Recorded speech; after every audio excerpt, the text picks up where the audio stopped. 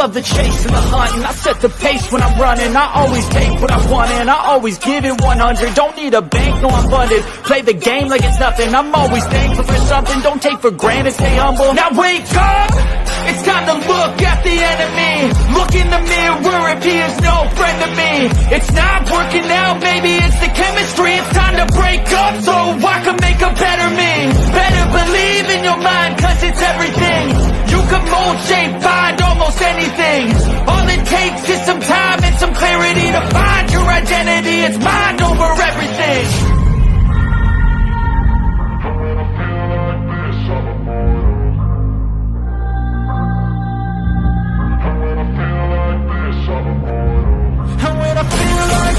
I'm immortal.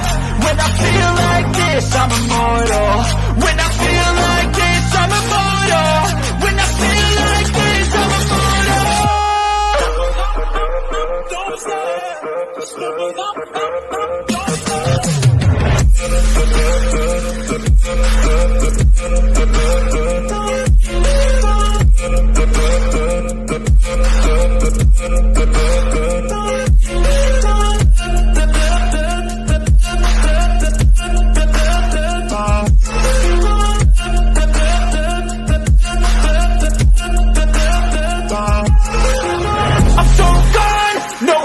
Turning back, I won't stop, I'ma fight until there's nothing left. It's so on, you're gonna be hurting bad, cause I've been to hell and back. You don't wanna make me mad, I stay strong, you will never see me crack. And if you get in my way, you're gonna feel the wrath. Gotta say it to my face while he's looking back. Mirror breaks after math, when I hate, I attack.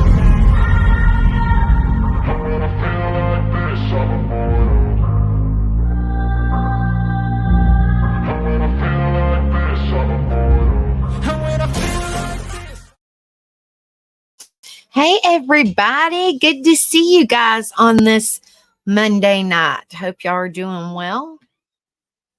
All right. Let's see. Oh, Tuesday night. I'm sorry. I'm all confused. Lord. I normally go live on Monday, so I'm all confused. On this Tuesday night. I apologize, guys.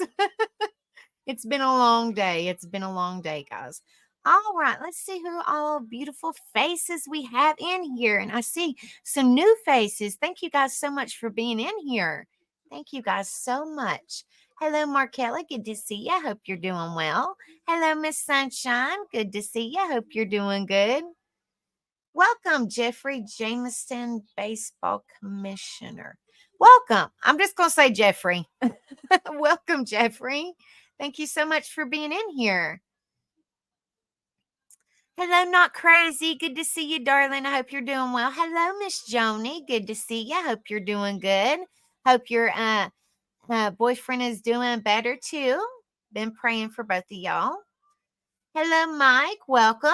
Hope you're doing good. Mr. Cheddar Pepper Prepper. Welcome. Welcome, Mr. Cheddar. Thank you so much for being in here. Yeah, Taco Tuesday. I'm sorry, guys. It's been a crazy day. I'm stuck on Monday. You know how like sometimes you get your days confused? Yeah, that'd be me. I'm sorry, guys. Hello, Steve-O. Good to see you, brother. Hope you're doing well. Make sure y'all hit that like, share, and subscribe if y'all haven't done so. Thank you guys so much. All right, I always go over tonight is one of our topic nights. And for the new people in here, we have topic nights a couple times a week.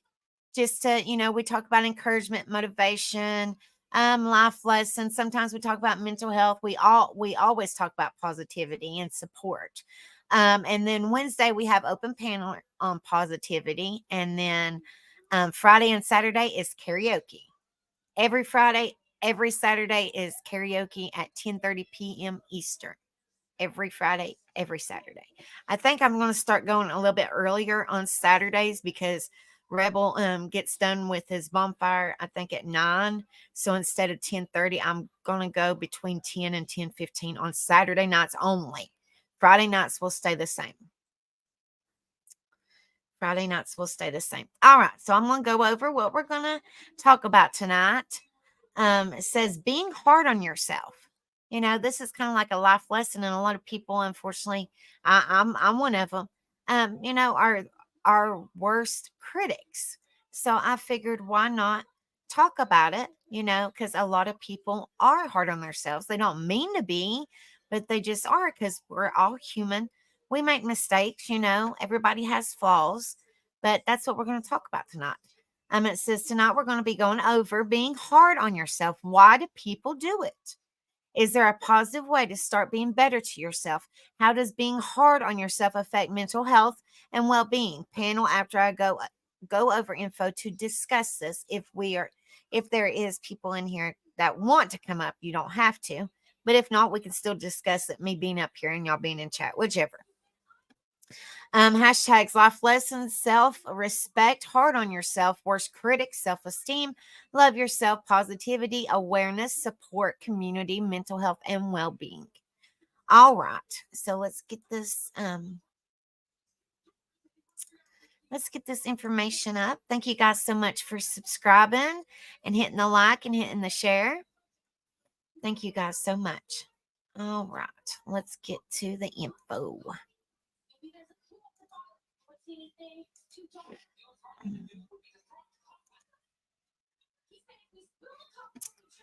All right.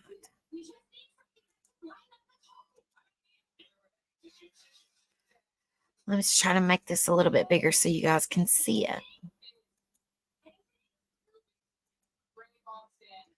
Let's see if that's a little better. No, hold on 1 minute. Okay. Let me see. Okay, that's about as big as I'm going to get it, guys. So hopefully you guys can see it. This is from thriveworks.com. Why am I so hard on myself? Discovering the root of negative self-talk and finding ways to change it. As much as we might try, sometimes our mind aren't very kind to ourselves.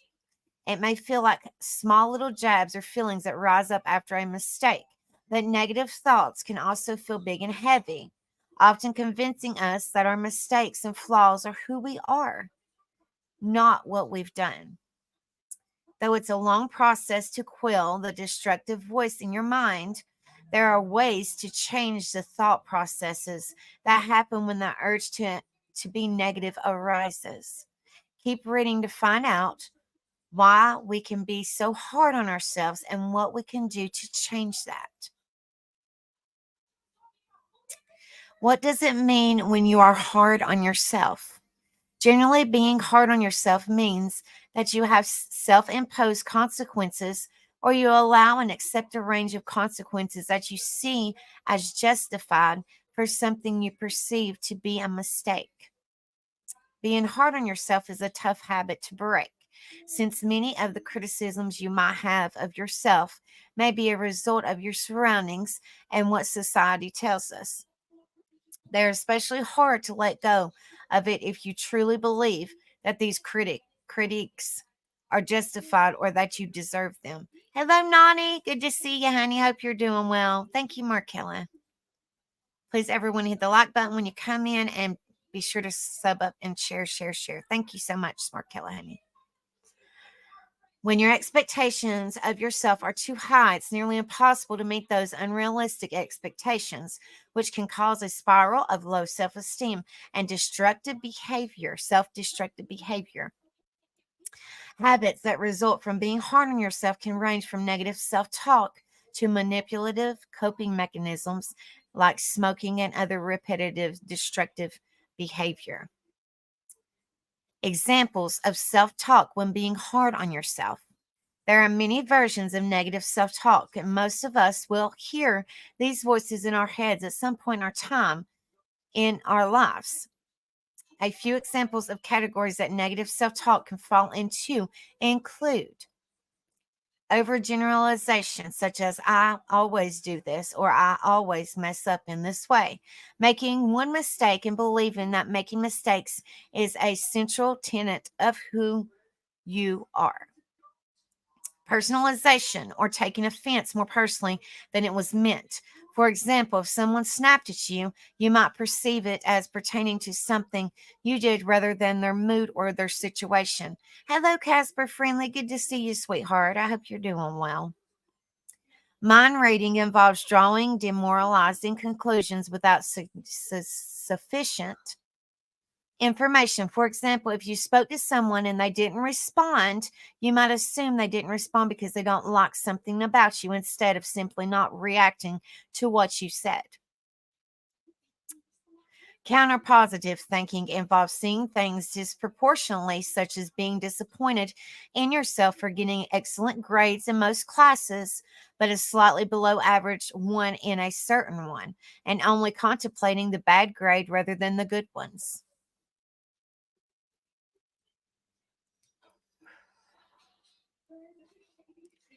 Labeling, where you're judging yourself and others based on a behavior rather than the whole person. Example, I stole something, so I'm a thief, not someone who has stolen something one time.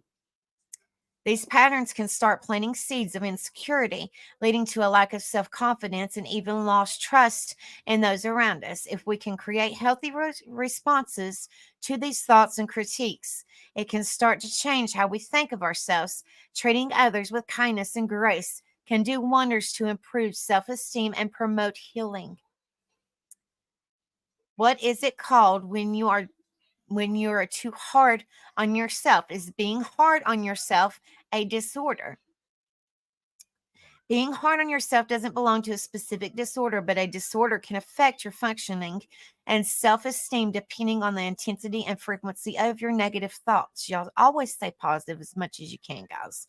However, if you think a mental health disorder might be behind what you're feeling, make sure to talk to a mental health professional about your symptoms, which is very important, guys. If y'all suffer with health or y'all have symptoms of mental health, make sure you see a doctor or a therapist or something like that. And please don't brush it over under the rug, because your life matters and you're loved, and don't let it get the best of you.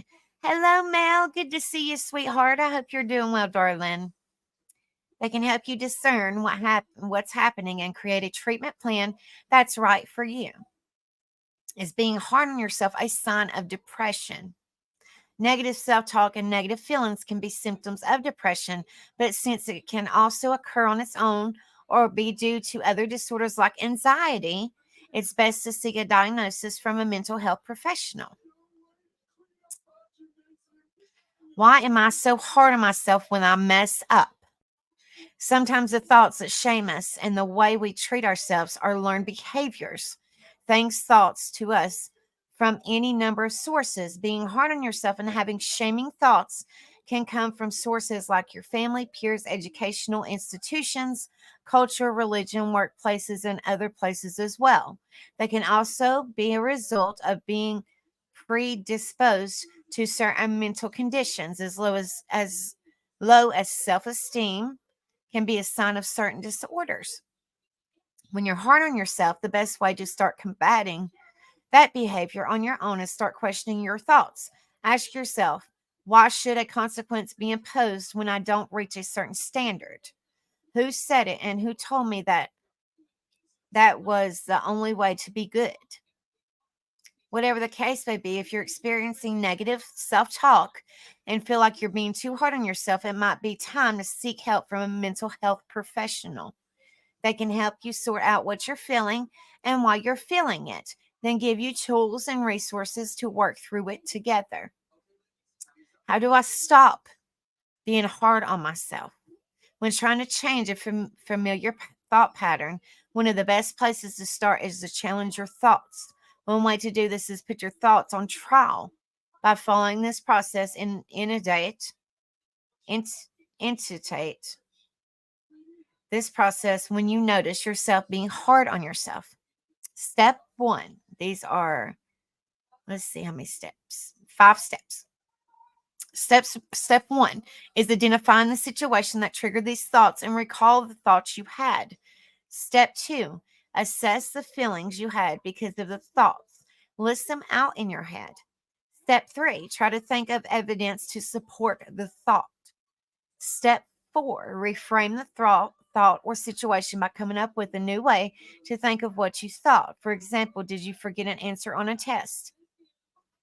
Well, instead of proof that you're not smart or good, maybe getting it wrong is a great way for it to stick out in your memory for a long time. Hello, Gross Brothers. Good to see you, honey. Hope you're doing well. You're welcome. Step 5, evaluate what you learned. Did the assessment make a difference? Did it make you feel a bit better? It may take a few tries for this assessment to feel like it's working, but eventually it can feel comforting and calming. If this feels too much for you to start with, perhaps just start being mindful of your thoughts. If you catch yourself being too hard on yourself, think of why you're being hard on yourself and find an encouraging thought to counteract it. You don't have to treat the negative thoughts like they're wrong or bad, since that could just lead to more shaming. Instead, try to soothe that part of yourself that feels hurt and trying to criticize yourself. What's important is to remember that being kind to yourself is the best way to start healing the part of yourself that seeks to criticize. That means forgiving yourself, even for being hard on yourself. Though these tactics can be helpful, talking to a therapist can give you more personalized assistance and solutions by helping you make sense of your feelings and find ways to adjust your thinking that works for you. Good to see you too, honey. All right, guys. I've got a couple more. They're not really long. They're about like that. They're not really long. Okay, this is 7 signs you're too hard on yourself. Let me try to make this a little bigger for y'all.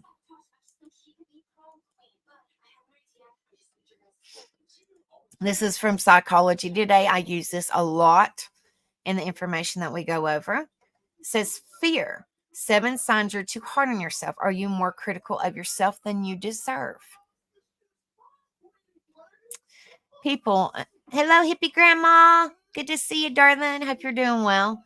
People who are too hard on themselves typically see their self-criticism as justified. Perfectionists are especially vulnerable to this. To give yourself a reality check, read through these 7 types of excessively negative self-judgment and note which you can relate to. Number 1, you psychologically beat yourself up over mistakes that have minimum consequences. The vast majority of the time when we make mistakes, the small ones that have no or minimum consequences, for example, you're usually vigilant about checking sell-by dates, but one time you don't, and you end up buying a huge tub of yogurt that's expiring the day you buy it, or you usually choose fruit carefully, but you manage to pick 3 rotten avocados in a row. Tip, try giving yourself a threshold for mistakes to cut yourself some slack on. For example, mistakes that waste under $5 or under 10 minutes. The strategy of creating rules of thumb is one I talk about more in the podcast discussion here. I'm not going to pull it up, but y'all can always go up on this website and type in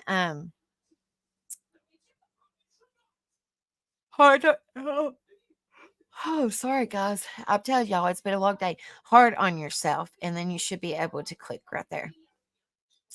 Number 2, you keep criticizing yourself after having corrected a mistake. Earlier today, I called someone the wrong name in an email. I realized my mistake a couple of minutes later and hit the send and messaged the person straight away to apologize, but then continued to criticize myself for it, particularly because I'd done the same thing to someone else a couple weeks ago. On and off all day, I've been telling myself how rude and disrespectful it is to get someone else's name wrong. While this is true, I done what I could to make the situation right, so my self-criticism probably should have stopped there. Tip, recognize that the healthy role of guilt is to motivate us to make amends and to endeavor not to repeat mistakes. Allow yourself to move on once you've done your best to correct an error. Number 3, your self-care is continually bumped off your to-do list in favor of your other priorities. Let's say you need a new mattress because your current one has become uncomfortable. You've been trying to find the time and energy to mattress shop for 6 months, but it just keeps getting usurped. on your to-do list by other things. An example of mine is the last time I got a message was 3 years ago when I was pregnant. Pretty much since then, I've been thinking once X, Y, and Z are over, I have more time. Go get another message. Inevitably, something else comes along that keeps me busy and I never go. I'm far from miserable, but still, 3 years is a long time to never prioritize something I like to do. Pay particular attention to when you consciously bump health and fitness related self care, since these are high stakes areas in your life. Tip: you might take care of yourself reasonably well in some ways, but have some domains of self care that you never prioritize. Consider allowing yourself the time, money, or mental space you need. Number 4, when someone treats you poorly, you find a way to interpret it as your fault. When something goes wrong interpersonally, do you always see it as your fault? For example, if a teammate doesn't follow through, it was your fault for not reminding them. When someone wrongs you, you second guess yourself about whether you're entitled to feel angry. Oh my goodness, guys, I'm sorry. You tell yourself the problem must be some aspect of you, like you're too fussy or demanding. Someone doesn't communicate with you clearly. It must be because you're unapproachable, or you don't make it easy enough for them to communicate. If you find yourself wanting to speak up in situations where you feel annoyed or aggravated,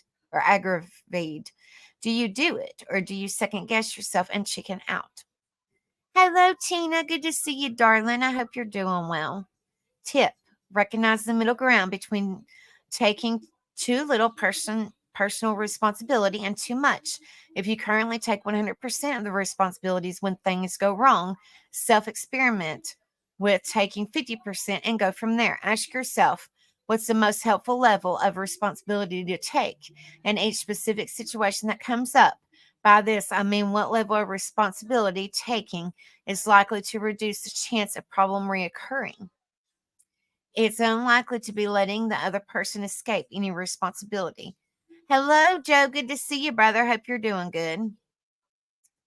Number 5, you always go the extra mile, which I know a lot of people do. Hello, Truth Seeker. Good to see you. Hope you're doing well. Going the extra mile is admirable, but constantly going to the last inch of the extra mile is exhausting.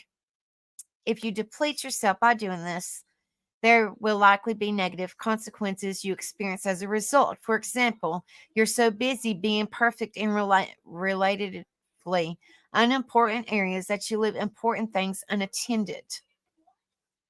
Tip: this pattern can stem from imposter syndrome, where you fear that not being excessively conscientious, I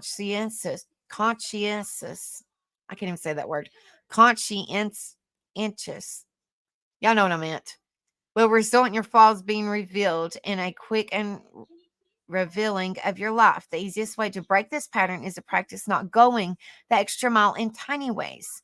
Each time you do this and nothing terrible happens, it will get easier to do. Likewise, if you don't go the extra mile and something small goes wrong as a result, you'll recognize you were able to handle it. Hello, Catlin. Good to see you, sweetheart. I hope you're doing well, darling. Make sure you guys hit that like, share, and subscribe if y'all haven't done so. Thank you guys so much for being in here. It means the world to me. Number 6, you feel like a failure even though you mostly have your life together. People who are self-critical look at their life and see all the areas in which they're not perfect. They overlooked all the things they do right. Tip: ask yourself what your life looks like to other people. If other people would view you as having your life together, consider where there is at least a grain of truth to that. Is the reality of your life and decision making less rosy than other people might perceive, but considerably better than you give yourself credit for? What do you do right that you take for granted? That little girl was found. That's great. For example, you pay your bills on time. Number 7, you see other people's dumb mistakes as understandable, but not your own. We all do stupid things. For example, you turn on your blender without the lid and prop- properly without the lid on properly and get smoothie all over your walls. When other people do things like this, do you see their mistakes as understandable? After all, it's easy to get distracted and make mindless mistakes. Conversely, when you make these types of mistakes, do you cut yourself no slack whatsoever and launch into self-criticism? Thank you guys so much. Tip: when things like this happen, ask yourself what you say to someone else who you like and respect in a similar situation. Try saying this to yourself: "You're all right. I'm glad that they found her. Hopefully she's safe and was not harmed." Take home messages. These are practical and relatively simple things you can do to reduce your self-criticism. To be motivated to try these strategies, you need to understand why ditching harsh self-criticism will benefit you. It's not just about feeling better, but being less self-critical can also help you make better decisions and waste less time and emotional energy, which in turn will make you more productive. Let's see if that's all on that one. Yeah, it is. So I said these are not really long, guys.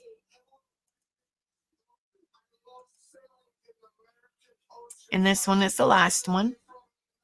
I'm trying to make it a little bit bigger for you, y'all. This one is healthyplace.com. Are you hard on yourself? How to stop self-critical anxiety. Being hard on yourself is an unfortunate effect of anxiety. We blame ourselves for this and we chastise ourselves for that. We ruminate about the past and beat ourselves up with worry. We fear things that might not happen in the future because we think we're not good enough to handle this or that. Being so hard on yourself can not only be affected of anxiety, but it can also cause increased anxiety. Anxiety and self-hatred exacerbate each other, so that it seems that we're stuck in this awful place forever. In reality, you don't have to always be so hard on yourself. There are ways to stop and to even start liking yourself. Being hard on yourself has negative consequences. Self-criticism is such a common component of anxiety that it really could be listed as part of the criteria for generalized anxiety disorder. Anxious thoughts and emotions frequently cause people to be verbally and emotionally abusive to themselves.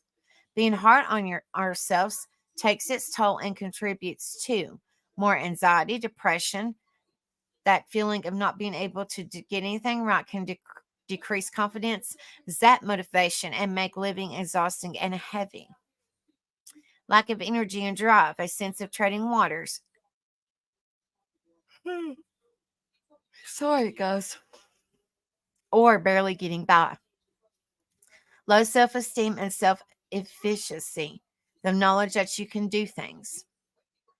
If you're living with anxiety, you probably tend to be particularly hard on yourself, placing harsh self-blame for so many things, including having anxiety in the first place. Being hard on ourselves by using negative labels, finding fault in our thoughts, emotions, and behaviors, and replaying it in our heads since scenes in which we believe we did something wrong doesn't help us thrive and achieve mental wellness. Self-criticism keeps us anchored in the past and prevents us from moving forward. What? Hold on a minute, guys. I'll be right back. Give me just a minute, guys. I'll be right back.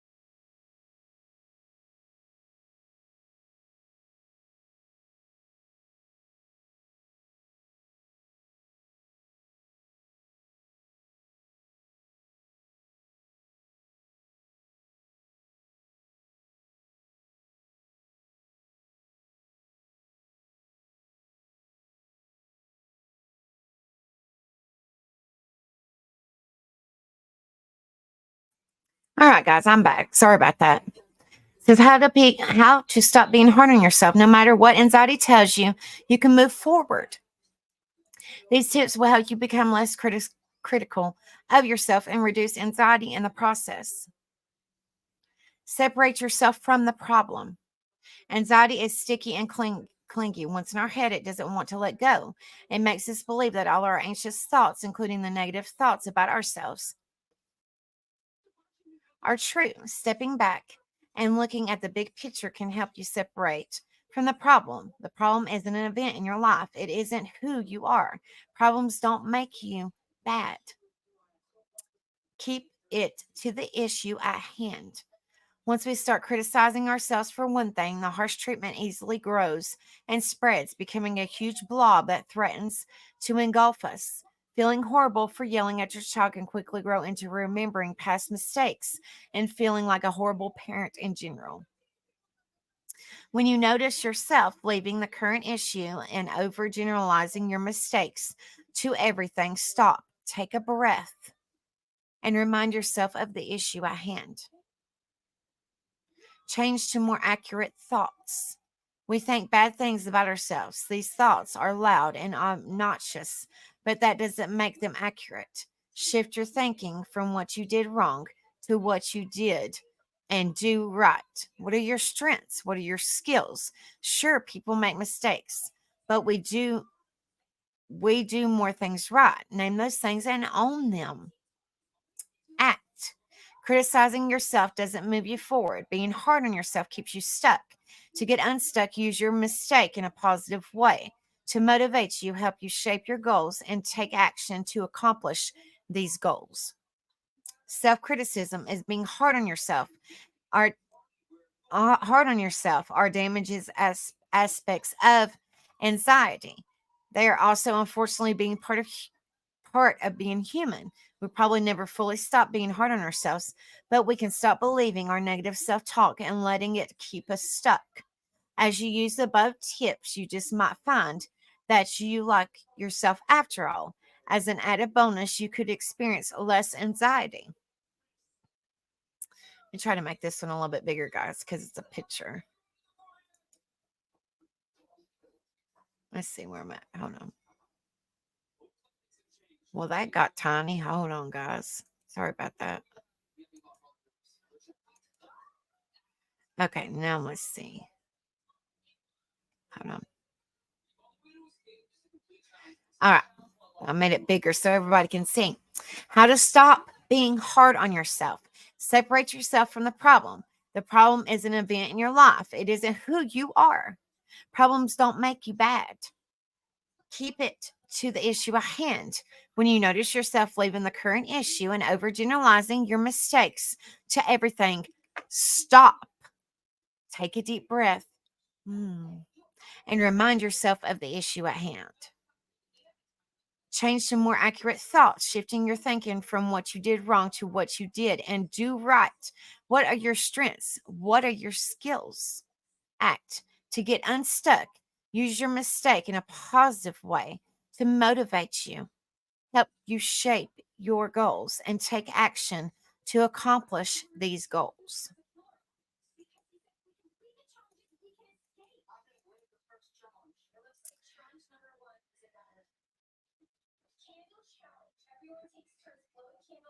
And hopefully that little bit helped y'all out a little bit. I told you they're not really long. All right, guys. I believe that was all. Let me make sure. Yeah, that was all of them.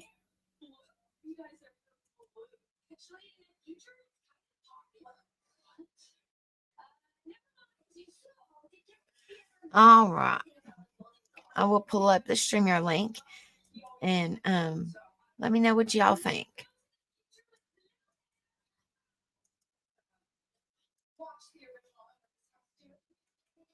Y'all can also become members now. I got my membership a couple of days ago, so y'all are more than welcome. It's not required, but it'd be much appreciated y'all become an angel member. It'd be awesome. It'd be awesome. Let me try to pin it to the. Okay. The StreamYard link is pinned. If anybody wants to come up and, have a story, the reason why they was hard on themselves, or just anything to discuss, kind of like what the info that I went over, anything to discuss that. Kind of give tips for people that are hard on themselves, if you have any, or just anything like that, guys. This ain't going to be a massively long live anyway, because I normally try not to make them too long during the week, because I know people got to get up early for their kids for school, or they got to get up early for work, or whatever the case may be, or they're in a different time zone. So I try not to make it too long during the week. Now, weekends is a different story, but during the week when we're doing topics or just talking, I try not to make it too long, because I completely understand that people got to get in the bed to get up, for work, school, or they might be working or whatever. So I always try to make these, rather short, maybe a little bit over an hour, so just to kind of cover these topics that we want to be a difference in.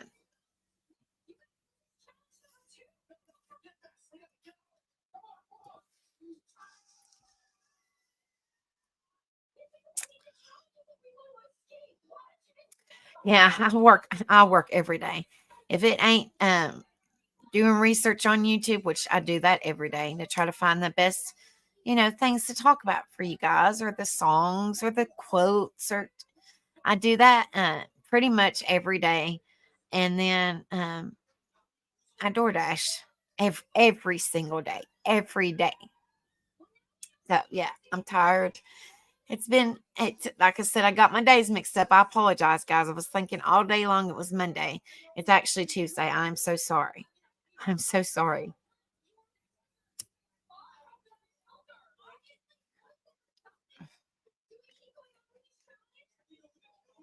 Thank you so much, Miss Cat. Thank you so much, darling. It means a lot, which I know a lot of us are hard on ourselves, and not mean to be. But like I said, earlier, we're human. We have flaws. None of us are perfect. We are our own worst critic. And we just have to give ourselves a little bit more self-love and self-compassion and stuff like that, and start treating ourselves good, and quit, blaming ourselves for something, that we really can't control. I mean, you might try to fix it, but if it's, if it's still being blamed on you, and you tried your best, you tried your best. Don't beat yourself up over it, because you tried your very best to, work on the situation, or whatever the case may be. Yes, I love DoorDashing. Sometimes, Miss Cat, sometimes it's busy, and sometimes it's slow. So, unfortunately, it's not no steady amount every week that you get, or every day. Because it varies. It's self-employment. So it varies, like any type of self-employment. It varies. And unfortunately, some people thought, if you DoorDash, you get paid per hour. You only get paid if you accept an order and deliver it. So you could be sitting, you could sit parked for 3-4 hours and not get your first order. You're not going to get paid for any of that time. You're just going to be sitting there for free time, basically. So, people don't understand that. And people don't understand that. What state are you in, Miss Cat, honey?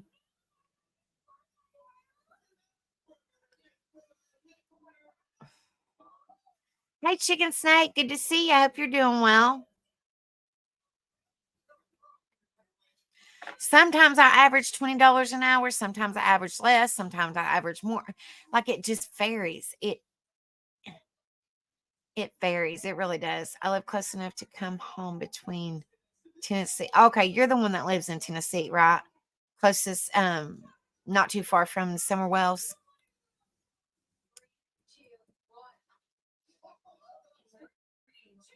That's what I thought. You weren't too far. I think it's busier in your area. I'm in the Bristol, Tennessee, Bristol, Virginia area. And sometimes it's busy and sometimes it's not so busy. But unfortunately, that's the name of the game when you do that type of work. You're going to have good days and you're going to have bad days, which Chicken Snake knows all about it. Sometimes you're busy, sometimes you're not so busy, sometimes you barely make anything. It's that kind of work. It sucks, but when you're trying to fight for disability, I've been fighting for 12 years. They denied me again. That's the only job that I can do that, you know, I'm able to do. I'm able to, do you know, make my own schedules pretty much. Um, you know, be in my own vehicle. I don't have to deal with a lot of people unless I'm just handing them their orders. But most of the time, my orders are put them on a porch and take a picture. You know what I mean? So, oh, honey, I'm not giving up. I've been fighting for 12 years and I'm trying to get it on my mental because I do have a lot of mental. And they keep on denying me. They say I didn't have enough quarters to get Social Security, which is fine. So they're rooting for, I think it's SSI, I believe, or something like that. Yeah, honey, I'm not giving up. I've been fighting too darn long. When I do get it, it's going to be such a blessing to my family. Such a blessing. Such a blessing. And the back pay will definitely be a huge help. All prayers, Chicken Snake. I hope you feel better, brother. Yeah, honey, I'm not giving up. I got a lawyer. I'm just going to keep on doing it. I mean, everybody's like, "Oh my gosh, you've been um you've been you've been fighting for that long?" Absolutely. Absolutely. I applied for my disability when I was 24 and I'm almost 37. So I've been fighting that long. Been fighting that long and I can only do, under the table or self-employed jobs. So that way, it doesn't mess with me trying to get my disability. Reported you for not delivering. How could did a customer report you for not delivering? Wow. That's why I always take pictures, even if it says, hand to customer. I always try to figure out a way to take a picture or take a picture of the door or something to prove that I was there. You know, I didn't think you would, honey. Why in the world?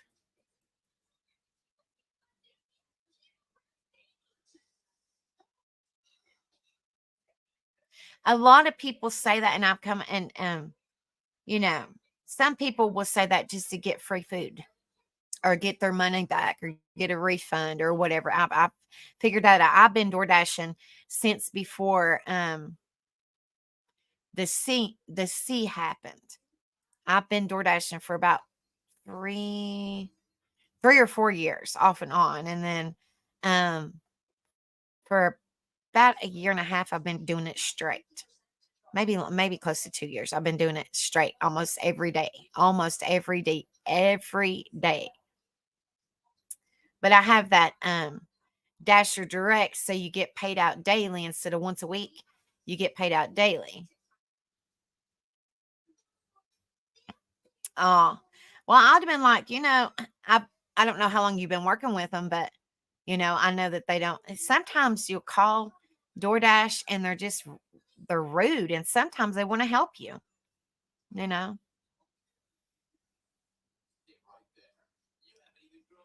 it just varies. Unfortunately, that type of work, you're your own boss. You set your own schedule. You do all that. And then they pay you the small amount, but how you make money. And I try to tell people this, and they're like, "Well, you DoorDash, DoorDash only pays you a couple dollars per each delivery, depending on how many miles you're going. Um, the way you make money is through your tips. If these people don't tip you, then you don't really get no money because you only get DoorDash paid, and it's typically only a couple bucks. It's not even worth your gas to go deliver it. So, just a word of advice to anybody, you know, throw a couple dollar tip on there, throw a $5 tip on there or something like that, tip your drivers because they're working hard and that's how they make money. It basically is through tips. And if you don't tip them, then they don't, some people do it full time. Some people, that's their only job. So, you got to take care of the people that take care of you. You know what I mean? Like if they're delivering goods and services or food or whatever, take care of them. Like I said, what if you just spent $40 on food, you couldn't give somebody a $4 tip or a $5 tip or something, you know? Yeah, I go when oh, absolutely not. Absolutely not, Cat. Nope. Nope. Absolutely not. And I deliver alcohol too. Absolutely not. I go this is how I do it because gas is so expensive, but everybody has their own ways. Okay, so for example, they w- went they want me to take liquor 16 miles for 250. All right. If that was on me, it would be totally declined because one, that is no tip, none whatsoever. And that's not even worth that. You're wasting at least $6 or $7 out in gas, if not more. Yeah, I do at least. Yeah, exactly. I do exactly like you do. At least $1 a mile, at the least. If it's more than $1 a mile, I'm going to be accepting it. But at least $1 a mile. So that what you just said, 16 miles for 250 to deliver liquor, knowing that you have to scan their ID, that should be at least a $15 to $16 order. I'll give or take. A dollar, but at least a $15 or $16 order. Oh, I'm so sorry, Gross Brothers. I'm so sorry, sweetheart. She said, I think I'm so hard on myself because I was married to a narcissist for 7 years and didn't know it until I was in therapy. Oh, bless your heart. I'm so sorry, darling. I hope you're okay now, honey. I hope you're okay, darling. I'm always here for you. If you ever need somebody to just talk to you, you can always reach out to me on email or if you got Facebook or anything like that. Yet they should exactly right. They should automatically, if you're not going to tip, if you're not going to tip, then you shouldn't have your stuff delivered. I'm just saying. Gas is almost $4 a gallon here. $3.60 something cents a gallon for regular unleaded. So I'm definitely would not be going $2.50 for 16 miles. That would be at least a 15 plus dollar order, not counting DoorDash pay. I'm just saying. Or that could count DoorDash pay. I'm just saying. You're going to deliver somebody alcohol. Okay, but what if you get there and the person is drunk? You cannot deliver it to them if they're physically can't stand up or slurred speech or something. So you have to turn it around and take it back to the store. So I mean, we're as store dashers or as delivery drivers or whatever the case may be, kind of put us on the line to waste our gas to go deliver it to you alcohol wise. You got to scan the ID. And if the ID is expired or if you're under the influence and you can tell you're under influence, then you have to turn around and take it back to the store. So you went there to waste gas to turn around to take it back to the store to waste more gas. I mean, just y'all just got to take care of each other, guys. Seriously.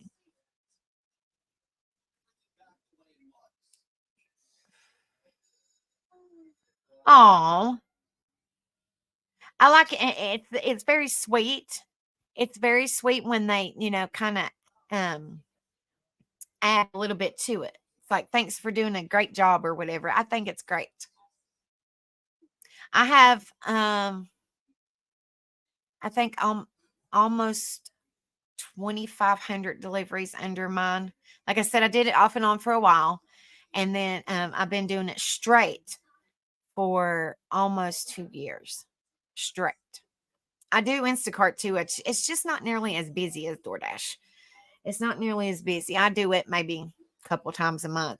There's not many people that do Instacart anymore.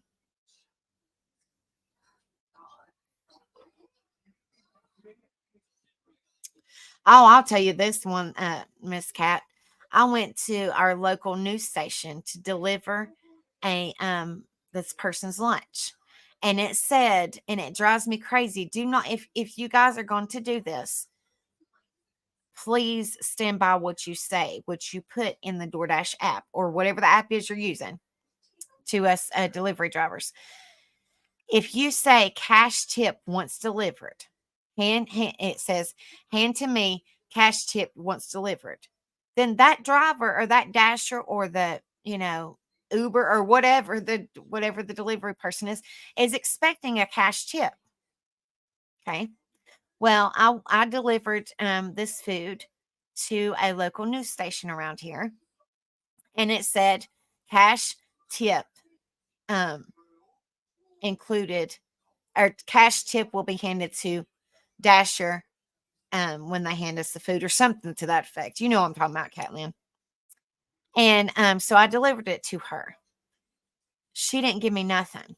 Nothing. Thank goodness it was only a couple miles away. But all I got was $3.50 from DoorDash. Didn't get nothing from her. But in her comments, or the about section where it says hand to me or deliver at the door or whatever, it says we'll leave cash tip. So I was like, okay, well, a couple bucks, that'll help. A couple bucks is a couple bucks. She didn't give me nothing. And I was nice as could be to her. I even sent her a text saying, hey, I'm on my way. I'm waiting for your food, blah, blah, blah. I was in conversation the whole time. And she works in a news station and couldn't give her delivery driver a couple dollars. I mean, I'm just saying, sometimes you come across that, unfortunately. And I do shopping trips and stuff like that.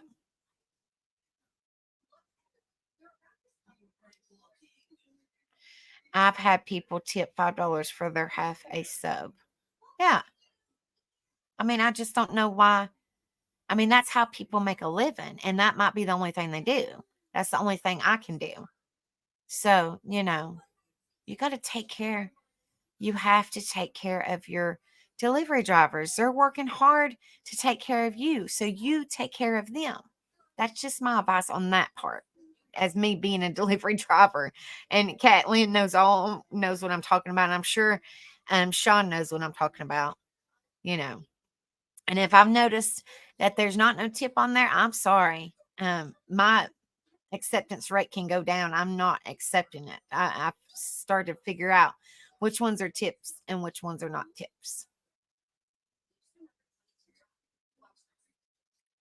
Absolutely.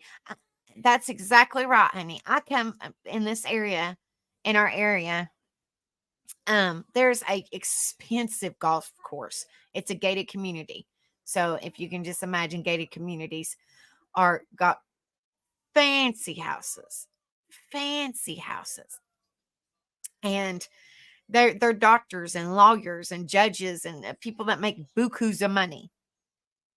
And they have HOAs with their house. Like I said, it's a gated community, so their house has to be up to par and all this stuff. And it's also a golf course. I deliver to them all the time. Sometimes I get tipped real well. Other times they're barely pushing $5. It's crazy. I'm like, what? It's crazy. Yeah, I did call DoorDash, Grace Brothers. I did call DoorDash and told them that was in her description. And they said they seen it. And they said, oh, so this is how they talk. Oh, so she didn't tip you? And I said, no. She said that she was going to hand me a cash tip, and she didn't hand me anything. And they said, oh, so you're mad about tip? I'm like, well, I mean, that's what it said. I'm going by what she said. That's why I accepted it. Oh, we can't help you. Well, you'll have to contact her. How do I have to contact her when I've already gave her food? And sometimes you come across them and they're just straight up buttholes. Hey, Penny, good to see you, love. Hope you're doing well.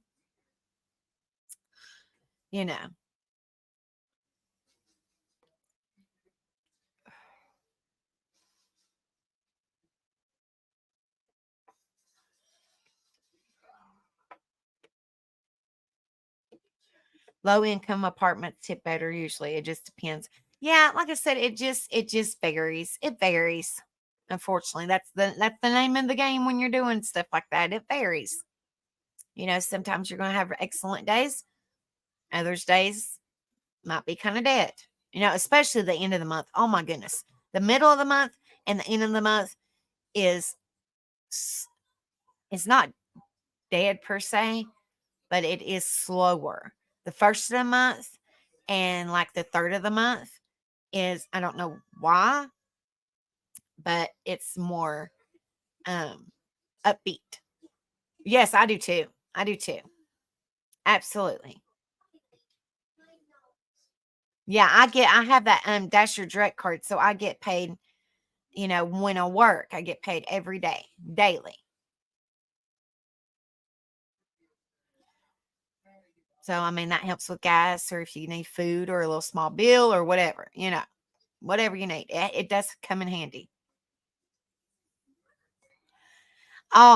Girl, I called them yesterday. Okay. My gas light was on in my van. And I called DoorDash, and I think that, um they should do something like this. I mean, this is just me. They should take care of their dashers better than what they're doing, in my opinion. I know we got off sidetrack, but it's okay. We're just talking, and I got the StreamYard link pin, but we're just sitting up here chatting. Anyway, it's all good. It's all good. That yesterday, like I said, my gas light was on, and I didn't have a penny to my name. All of it was set. All of it was set in my Dasher account, because I didn't, in my Dash, I was still on my shift. And excuse me. And I told this lady, I said, honey, I have money sitting on, as soon as my shift ends, it's going to go straight to my card. Can you like spot me like $5 or something like that, so I can get this last one delivered in my Dash and you can take it off there? Oh, we don't do that. You'll have to figure out on your own. And I said, oh, really? I'm working hard for you. I mean, granted, we're contracted out, so we're our own boss, but anything goes wrong, you have to contact the people that own it, like DoorDash, for example. And I said, is there any way that you can like spot me a little bit of my pay so I can get, gas to take this to this person?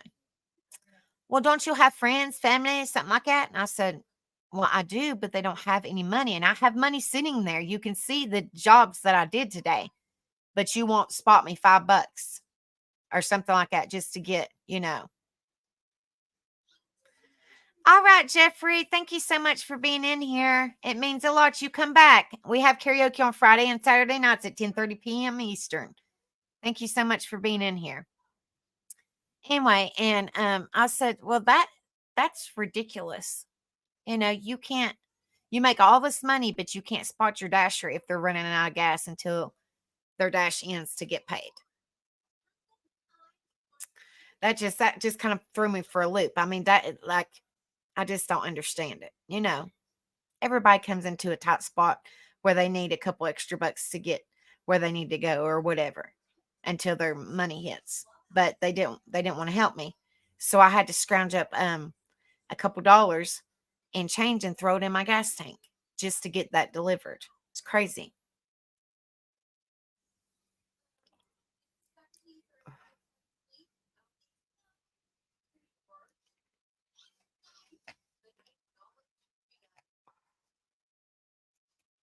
Yeah, but I think personally they should offer that, to help out a Dasher if they ever needed it, in my opinion.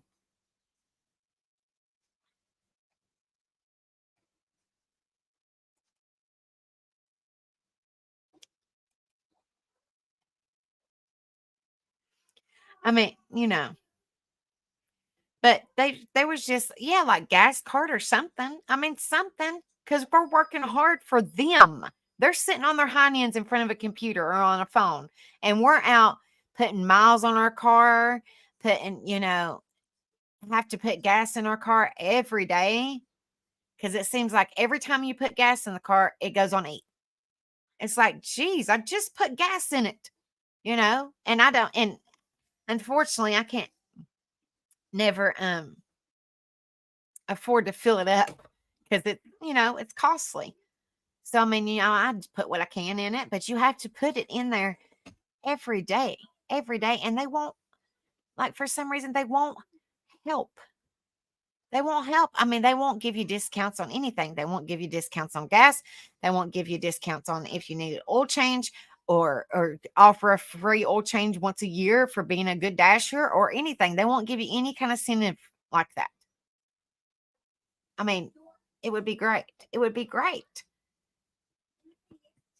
That's just my opinion on the subject, because everybody struggles. Everybody needs help. It doesn't matter who you are.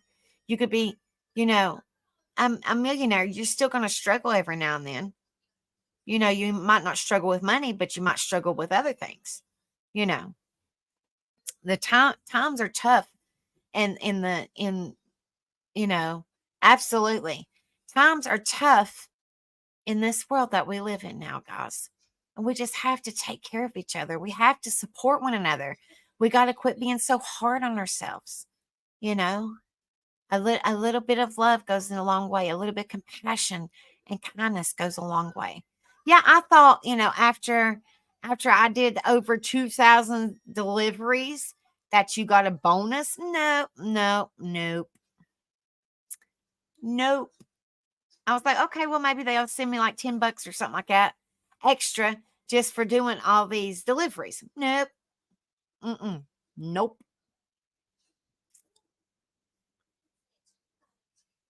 Yeah, and I do the same exact thing, and I need an oil change right now. And unfortunately, I need an oil change. My brakes are a little squeaky. And I'm driving on dead tags. But what can you do? What can you do when times are tough? You just got to do the best that you can. You have to do the best that you can. It's scary, honey. You would probably been scared to death last night when you seen, if you was in my shoes, my E, it was below E. And I was like, oh gosh, so I'm just going to coast. I still have like 8 more miles before I deliver. So I called DoorDash. They couldn't do nothing. So I scrounged up a couple bucks and put in my gas tank. And I'm like, oh my goodness. So as soon as I delivered that, my dashing, and I was able to get a couple more bucks in gas. But I'm like, oh my gosh, Lord have mercy. It's crazy. Yeah. Yeah. I busted the undercarriage off of a speed bump DoorDash. Good Lord, girl. Lord have mercy.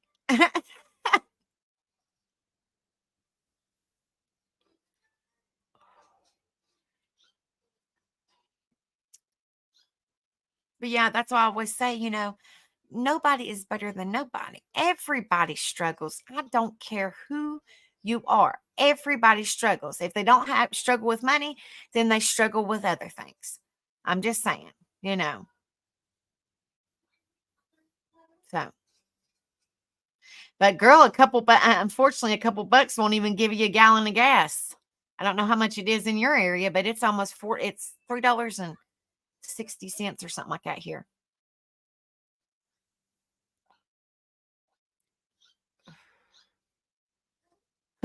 Exactly.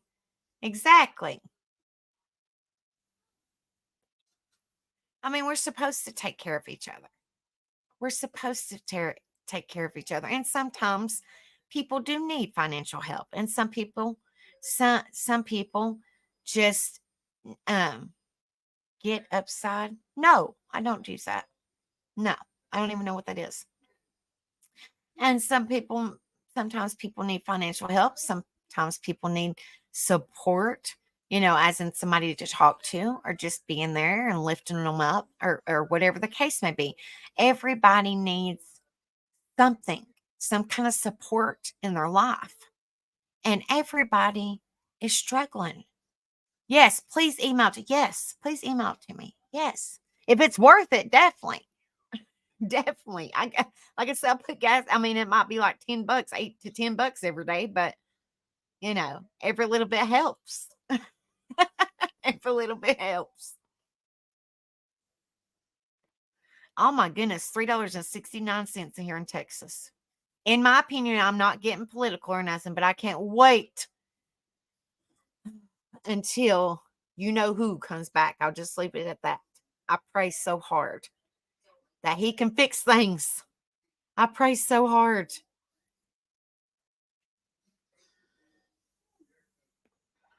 and Receipt Hog. I don't know what Receipt Hog is. What is that?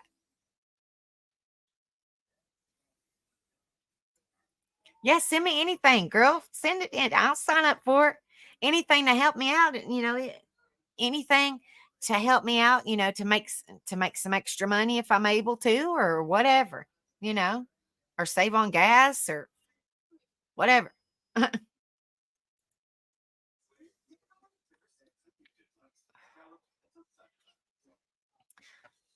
Okay, I'll get it, honey. I will definitely get it. Yes. I didn't know if you had a Facebook or not. If you do, send me a friend's request too, girl.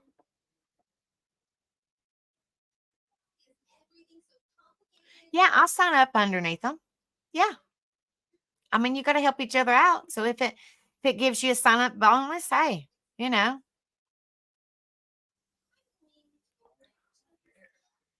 Okay. Okay, I'll find you.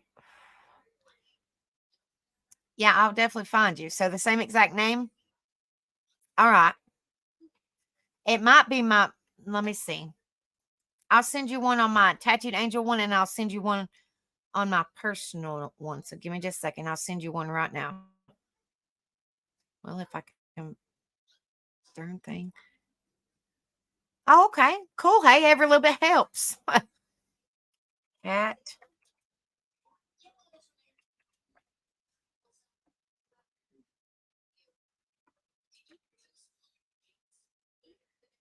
I don't see you. What's your picture look like, honey?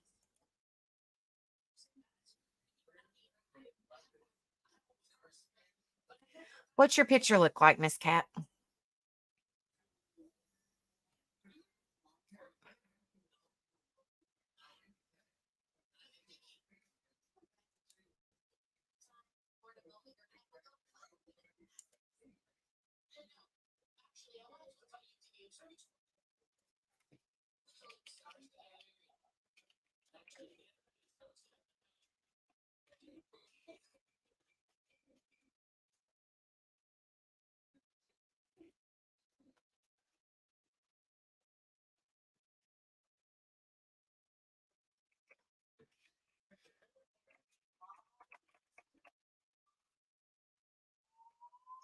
Oh, you're welcome, sweetheart.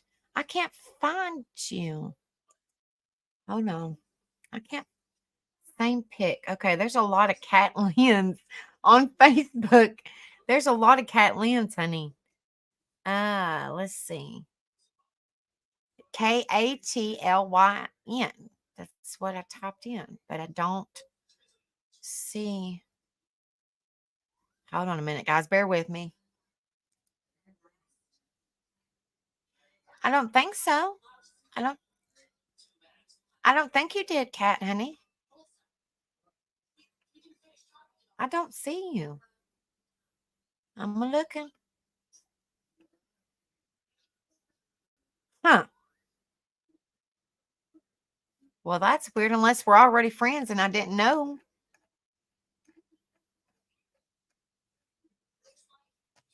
Let's see. Hold on one minute.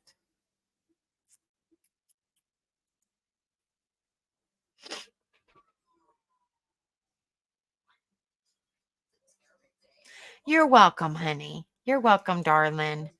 Like I said, we try to help as much as we possibly can, whether it's whatever we can try to help with. We try to help. And I bet you that was so much easier for you, darling. Bet you that was so much easier, sweetheart. Let's see. Uh,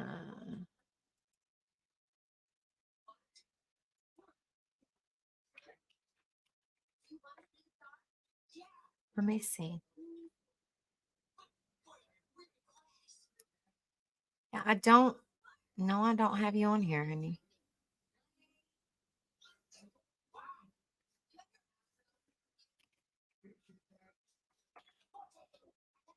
No. All right, honey. Give me just a second and I'll add you because I was trying to find you on my personal one. Give me just a minute.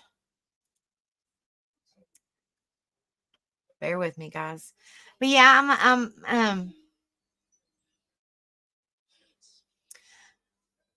Okay. Yeah, I had to log into mine on this computer. It's got my personal one on it. It doesn't have my YouTube one on it, but it's okay. It's not no big deal.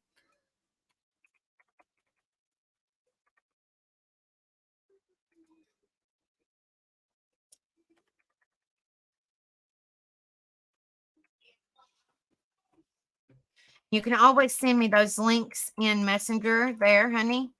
If for some reason it doesn't work in the email.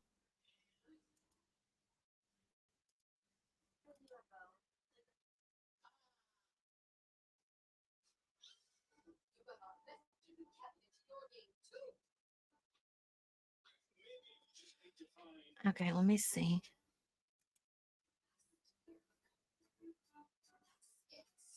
What in the world? That's what I said. I'm trying to check.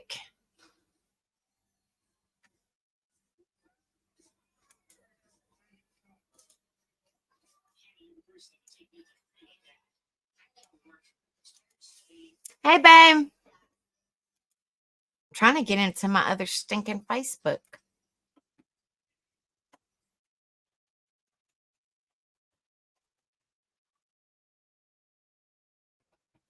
And spell tonight, guys.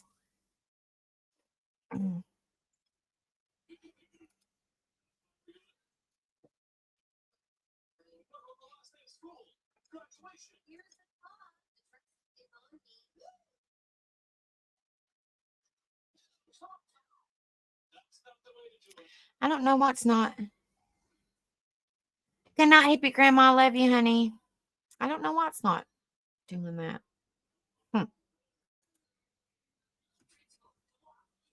Hey, $10 is $10, girl. Like every little bit helps. Let me see. Might be on my phone. Let's see.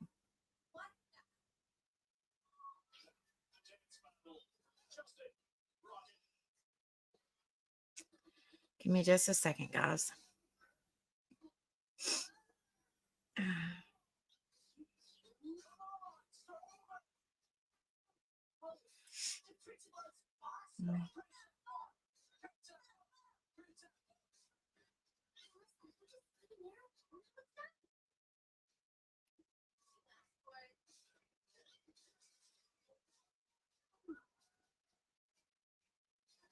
Okay, I got your message, Catlin, honey. But yeah, I'll have to find you and add you on my personal one too. Oh, thank you so much, Gross Brothers. Thank you so much.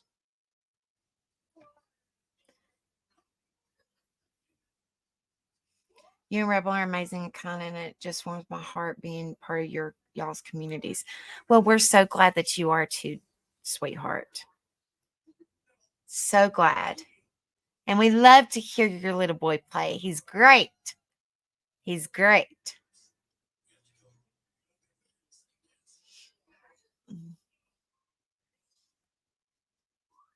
Yeah, I went into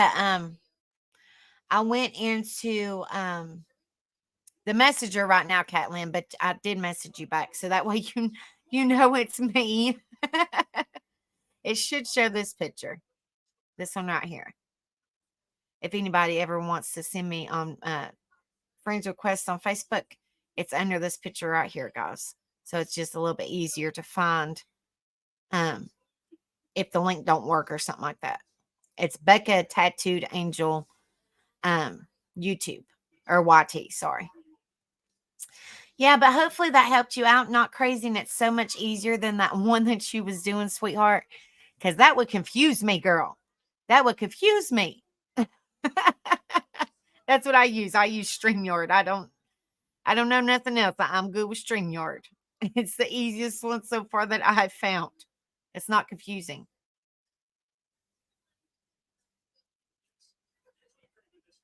Did you go in there and check it out and to figure out everything, honey? Well, don't you worry about it. Don't you worry about it because help was on the way. That's what I was like. I was like, I was like, girl, call me on Messenger. And I was like, you know what? She's overwhelmed. I'm just going to call her.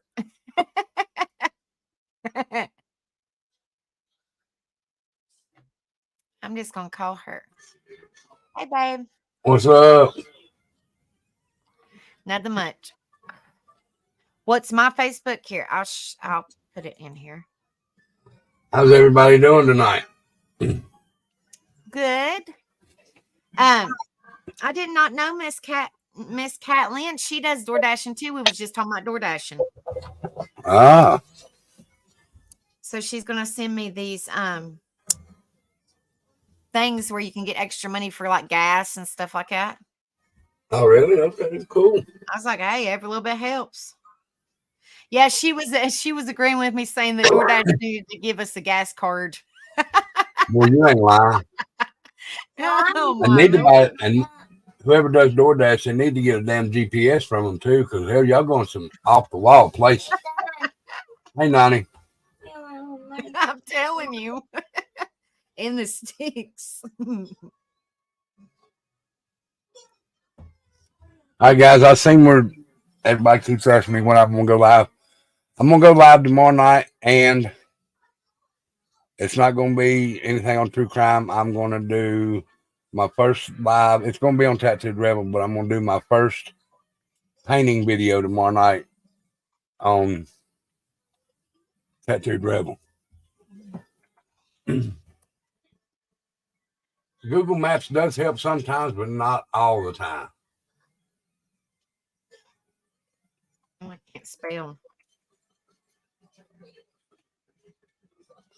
Hey, Kathleen, how are you?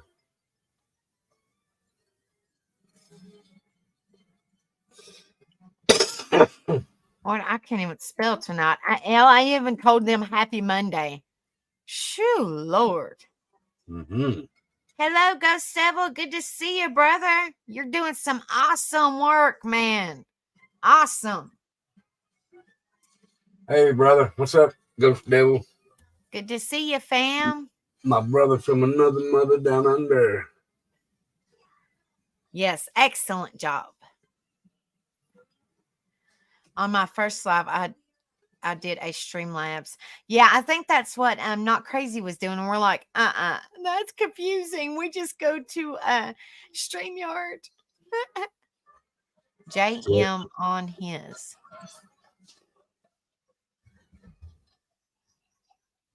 Quacks is duck. What are you talking about, Ghost Devil? You're probably half asleep. What in the world are you talking about? Rebel, do you know what he's talking about? We love you, Ghost Devil. Not right off, I don't. I'm like, y'all coming. Exactly. The GPS puts us in circles, or it says, GPS signal lost. And I'm like, oh my gosh. When me and Becca first started working together, we started at a, what was it called, honey? Field inspector. Yes, home field inspections. And the GPS was taking us to a house. And oh my gosh. It took us actually to a cow crossing. And they said that the road was the cow crossing to get to the house, which was on the other side of the cow pasture. Oh, it's Digger Duck. Oh, hey, Digger Duck. Good to see you, sweetheart. Hope you're doing well, darling. I'm assuming that's what she means. It's Duck. I don't know. JM on his. Just messing on his. Oh, okay. Sorry, honey. Just messing on his. And the reason I thought of that video, I mean that story, is the guy that got me into the home field inspections. His nickname on the CB radio, and that's what everybody called him, was Duck. Oh, because I was like, what? I was like, is Ghost Devil half asleep or something? I didn't know what she was talking about. I'm sorry, Digger. Good to see you, sweetheart. I hope you're doing good. Okay, so I have to say this. I didn't mean it like that because I didn't know it was you. How you doing, my mother from down under? Instead of my brother from another mother. Sorry about that, Digger. We're going to get all confused. He's probably still snoozing. Oh, my goodness. Oh God. Remember I having think, to print out directions from yes. MapQuest? Well, actually, I never did do the MapQuest. I'm old school, so I had a big ass Rand McNally book full of maps. And then the GPS was crazy because she'd be like, turn, turn. And like, there's nowhere to turn. Where do you want me to turn? Into a field or into a creek or into a river or the ocean? I mean, I got to either go straight or back up. Like, there's no way to turn. Jeez. We done one time that took us on a mountain that was only one lane.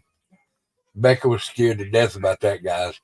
She would look out her window and see the mountain. It was a good 200-foot drop down on her side. Yes. You're more than welcome to come up. And then mine.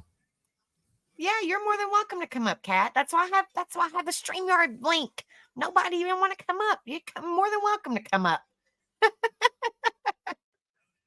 It's too much to top. I hear that. But yeah, I was scared, guys, and I'm petrified of heights. I am scared to death of heights. But the lane was like this. Like, it felt like the tires were kind of going over the edge, and we was high, like really high on a mountain. And I kept on looking down, and I was like, oh my goodness, oh my goodness. I'm like, I was praying the whole time, and Rebel was laughing at me. I was like, you want to get over here and drive? If I open the door, then I'm just going to fall down on the mountain. That's how it was touching. That the wheels was like this close to the edge. I was freaking out. No, it was bad. It was bad. Becca's never been in nothing like that. Heck no. Hello, Hey, Miss Cat. Hello. How are you, darling? I'm doing great. How about you guys? Good. I added you, honey. I added you. Awesome.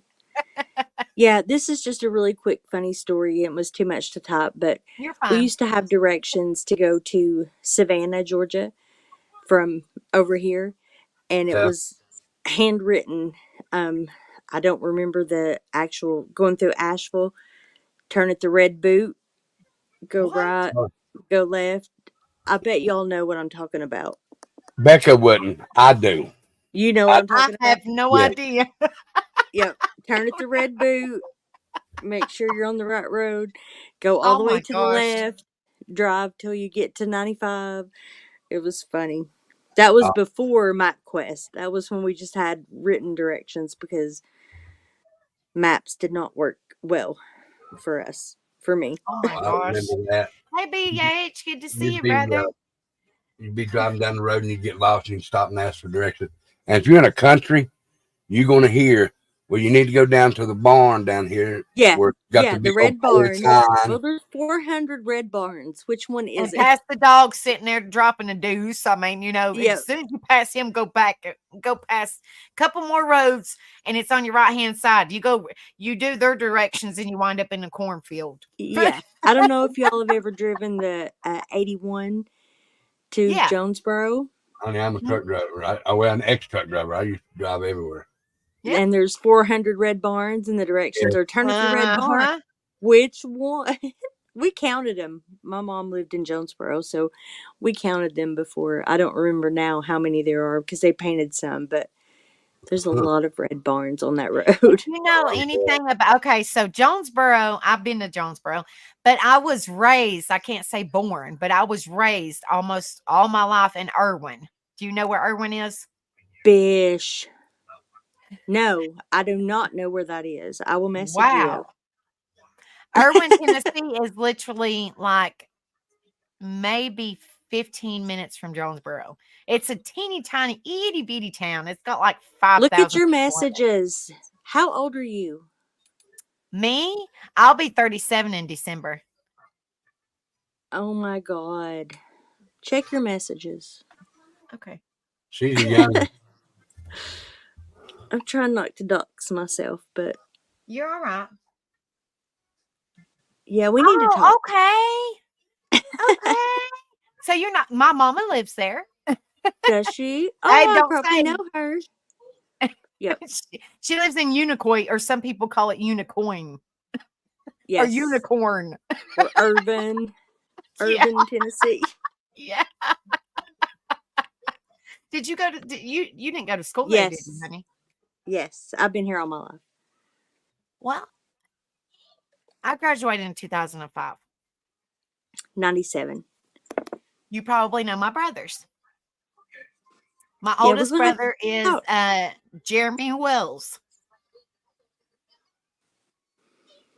Doesn't ring a bell right off. I'll But have to send you a picture. mate, Do you know Tammy maybe. Riddle? Yes. I know the name. I Tammy think Riddle, she's a she year used to older be a than me. cheerleader. They used to call her Boom Boom because she liked to fight. Anyway, that's my sister-in-law. Oh my God. We're related. We're family.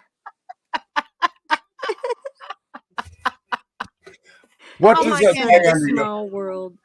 Cat? What does that say under your name? Candle Bomber. Oh, okay, okay. I thought it said Candy Bomber. I was gonna say, you make candy?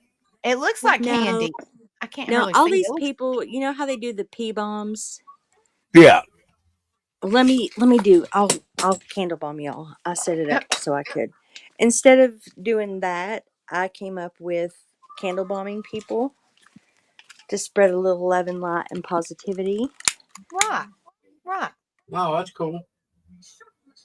That So is I'll cool. show you. I will show you what I do. Sounds interesting. Look at Gross Brothers. He said, they said I'm feeling old. Oh, that's cool. That is cool. I love that stuff. So I think it is so cool. All these people saying they feel Oh. old and going class of '99, class of '89, see try these class of candles? '83. Yes. Team Rose sent those to me. Oh, I Those are love The sweet. little them. ones right there. Oh, I Those love are sweet. them. I love Team Rose. She is my soul sister. She claimed me as her aunt. She said, "Can I be part of the family? You can be my aunt." I was like, "Sure, girl, come on." Hey, Casper, Oh, darling. how pretty. That's another one she sent me.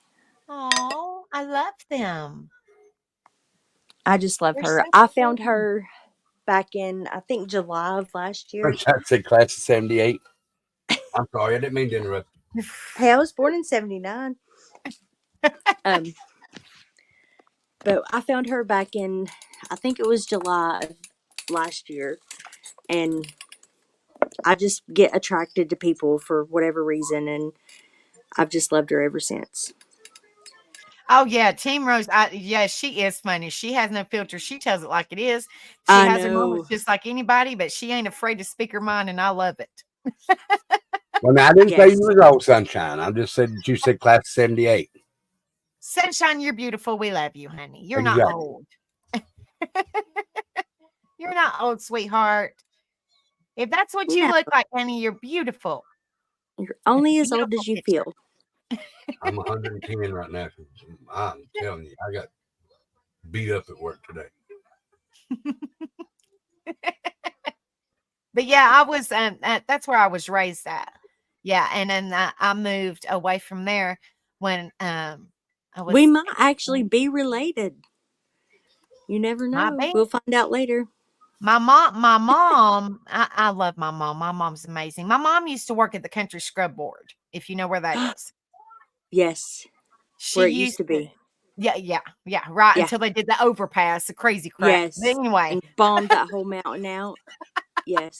But yeah, my mama worked there for years. Long time. And Please tell me she don't know the twins. She was the she probably does. She probably knows the Ramsey twins. Yes, I do. I do too, I and so does do. Rebel. Hey, the only reason I know them is D&D. the only reason I know them, yes. The only reason I know them Sure is do. because I used to wrestle, and that's how I met them. I went to school with them, guys. Let's see. You said 37? I will be in December. Yeah. Okay. My baby sister is 5 years younger than me, so she's 39. I might know her. I might went to You school probably with her. do. I I probably bet do. you You'll did. have to message it to me. Yeah, definitely. Yeah. I feel like a dad sitting up here with his youngest. I I really don't do. think I don't think I know who that is. I don't know. Okay. She's ahead of me, Yeah, couple years behind you. behind me. No, I he had a, don't know. I don't know.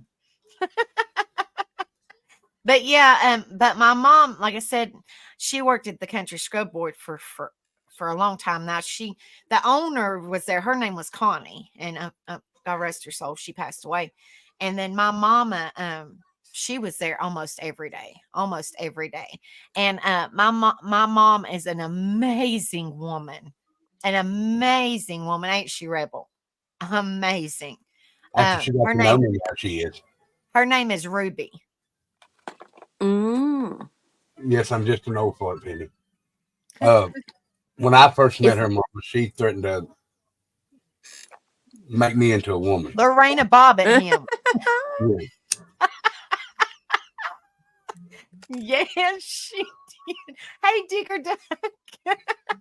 Yes, she did. She said, if you get my daughter pregnant, I'm going to cut your off. snatch that But wiener. she told me this as we was calling her to tell her daughter was pregnant.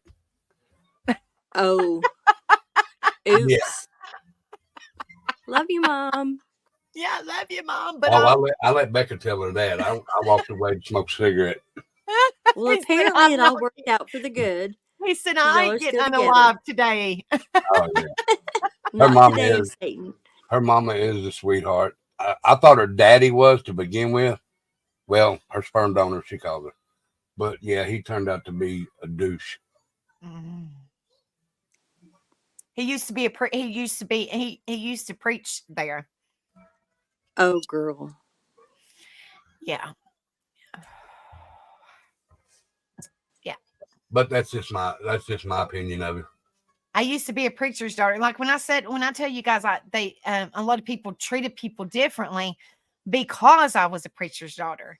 So they put us up on this high pedestal, and I wasn't what they wanted me to be. So I got made fun of, and I wasn't allowed to wear pants, Oh, yeah. physically pants, until I turned, I think, 16 or 17 years old. Because at middle school, I would take my brother's pants, shove them in my backpack, We had girls that did that. go in to my the class. bathroom and switch out because I got made fun Yes. of so much. We went on our senior trip, and as soon as one of the girls got into the bus, she went to the bathroom and took her skirt off and put on shorts because we were going to freaking the Bahamas, and she was supposed to wear a skirt down to her calf the whole Mhm. time, you know. Yeah. Well, see, and then I was in ROTC in high school, Air Force ROTC. And you probably know Sarge. Sarge was one of my Yes, teachers. Sarge. I love Yes. him. I love Sarge. That's my buddy.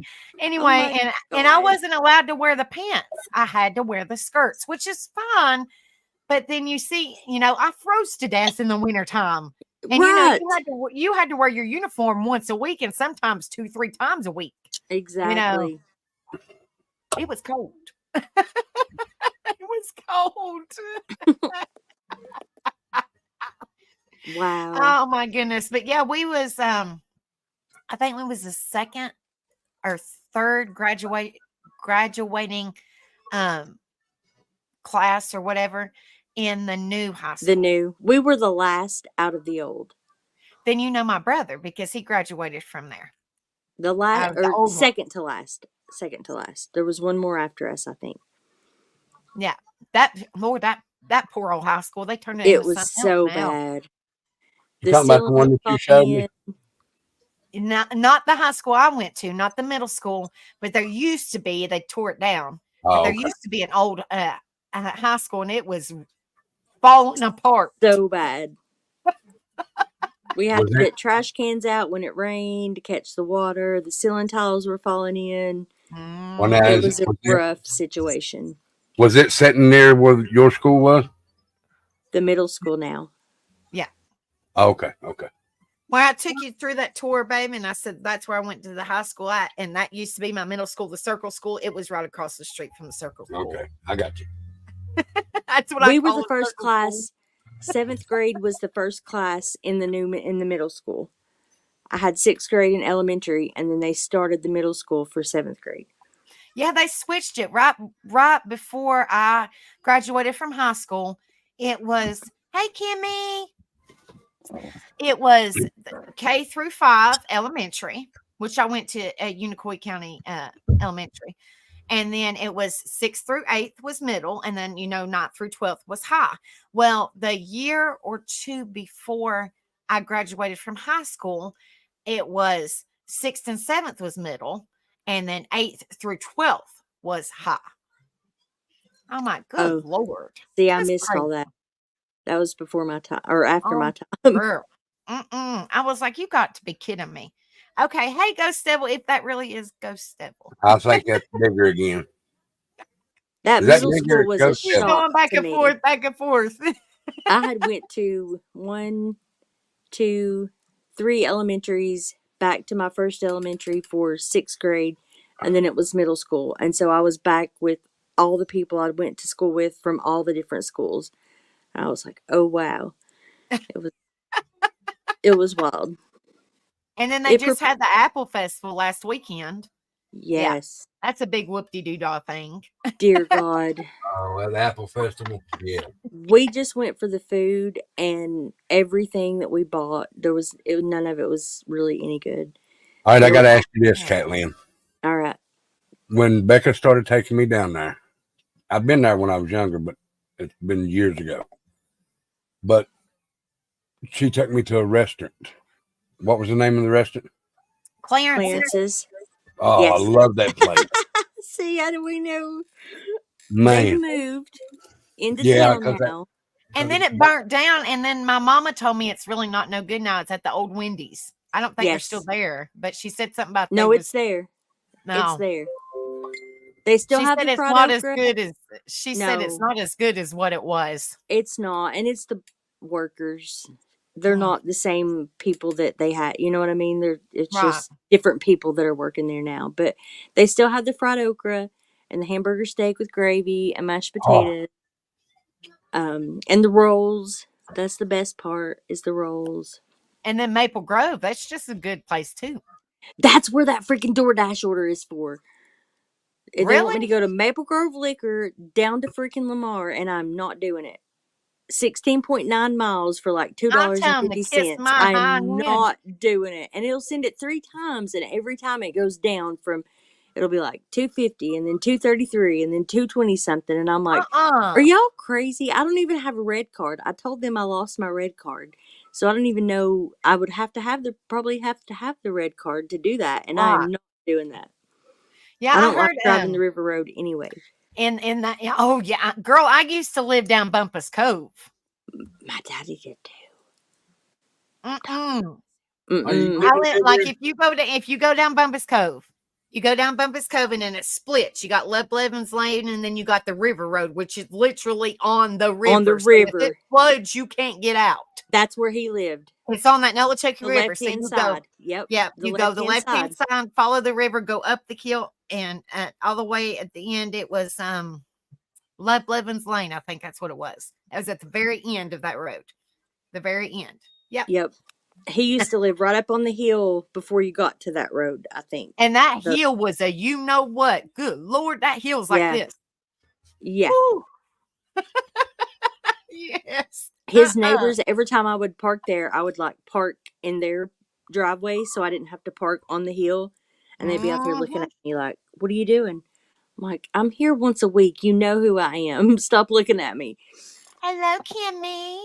Hi, darling. How are you? Good. I am so sorry I went live. I looked and I didn't see it. So it's okay, honey. It happens. It's all right. Okay. How are you doing today? Good. I was telling everybody happy Monday. It was actually Tuesday. I got my days all mixed up. Hey, yesterday was a holiday, so you're justified in that. There you go. The mail didn't run yesterday. So the mail nor the trash. I was like, are they ever going to pick up our freaking trash? Oh, dear. They picked it up today right before Tim went to work, or Rebel went to work. I was like, really? Y'all had a day off and still being late. But Cat, we went to Clarence's one day, first time I'd ever been there, and I said, I was hungry. So I told him, I said, I want the biggest hamburger y'all got, double meat. With Oh fries. gosh. Becca said, you won't be able to eat it. The crinkle It was fries. like this high. Oh, yeah, I tore the Yep. crinkle fries up. But I took 3/4 of that thing home with me. It was that big. I'm sure you I'm did. sure It's they not did. like that now, but it used to be. It's I crazy. can't- Hey, Red, how are you? Tired getting ready to go to bed here. I heard y'all talking about school. When I was in school, it was kindergarten through 6th grade. And then Mhm. junior high was 7th and 8th. And then high school was 9th, 10th, 11th, 12th. Okay, See, see, that's how it was. That's how it was. Well, 6th, 7th, and 8th was middle. Yep. And then a couple years before I graduated and went to 8th, 9th, 10th, 11th, 12th, I was like, really? And they All right. only did that for a couple years, right? Really? I think so. Wow. see, I It's don't. back now. My daughter's a freshman this year. And it's When I went to not school, through it was K through 7, wasn't no middle school, and then 8 through 12. Yeah, ours was K through 8th, and then they started the middle school when I finished 6th, and then I guess they added what Angel said, the 8 Intermediate or whatever it's called. Yeah. Yeah. So I guess I am older, but didn't have middle school. Did they ever dig up that time capsule in front of that high school? Do you know? I think they did. I think it was in the paper. Oh man, because I put some stuff in there because it was a brand new high school, you Right. know, when they did that. And I was Oh, still that's in cool. middle school, so I put something in the time capsule, but Oh wait, at the new one they I don't might know what not. it was. I don't know what it was. It was probably your Oh, skirt. I'll have to try to find that out. I'll do that. I mean, it's interesting to find out, you know, they put it in a time capsule, but it was in front of the school, my high school that I went to. And they actually, I guess, put it in a casket. I'm just saying so it looked kind of like that because it was from all these schools and putting some kind of memorabilia in there. And I thought it was like 50 years, but I guess it might have been 20 years. I'm not for sure. But I was just curious if they opened that yet because I'm It's interested. been 25 years for sure. I'm kind of intrigued to what in the world I put in there. My mom gave me a time capsule for Christmas one time. And we didn't bury it because we knew we were going to move. And then when we were at our other house, I was busy with babies and stuff. And when we moved, it stayed in a box somewhere. So when we moved here, I came across it and it was like, but where am I going to bury it? Can you go back to somebody's house and say, hey, I buried a time capsule in this yard when I lived here. Can I dig it up? I'll be like, you ain't digging up my yard. Exactly. So I don't know unless I put it on my parents' property. I don't know where to bury it. Have you opened it? I mean, I opened it. It has stuff Right. in there and directions and stuff, but we never actually filled it and buried it. Right. So it's But cool. yeah, I think it's so cool. That's why I was asking. Because I was like, I don't remember. Girl, I was in 7th or 8th grade when I put something in that time capsule. I couldn't tell you what I put in there. So I'm trying to question, remember if I even was asked to participate in that since I'd already graduated. Probably not. I don't That makes me sad. if I you went have there a all 4 school, years. They should have asked me, even though I graduated. right. if You're like, I there's a want to put school something in there. with 8th, 9th, 10th, 11th, 12th, and the 9th graders are called freshmen, and of course on up. What do they call the 8th graders? They were just Well, eighth when they went graders. to school, when I went to school, they was either pre-freshman or intermediate. well, she's talking Oh. about they were all in the same. Oh, I thought you were talking about all in the same, like 8 through 12. Yeah, she was asking if the 8th grade was in the high school. What do you call the 8th grade? Because 9th grade is freshman. We called them 8th graders, and then it went to Junior. Or Junior, freshman. junior, senior. No, it'd be Freshman, sophomore, junior, freshman, senior. sophomore, junior, senior. Yeah, I just yeah. wondered what the 8th graders were called. Chicken Snake said we used to call them scrubs. Yeah, Hey, Aw. Art. Hey, that's darling. sad, crazy lady. Good to see you. Yeah, that's what I'm saying. I went through the same exact thing because I was a preacher's daughter. So they treated me completely different because I was not up to par than how they treated me. Damn. And I wore, like I said, if y'all know anything about culottes and skirts, I wore them up until I was 16 or 17 years old because, like I was telling Miss Cat, I would sneak my brother because he got made fun of. I would sneak my brother's pants in my backpack, go in the bathroom as soon as I got off the bus and change into it. Well, one of these little smart ass kids wanted to say, I'm going to tell. And I'm like, you don't, and don't do it. And I guess, because I was sick and tired of being bullied, I said, if you do it, I'm going to unalive myself.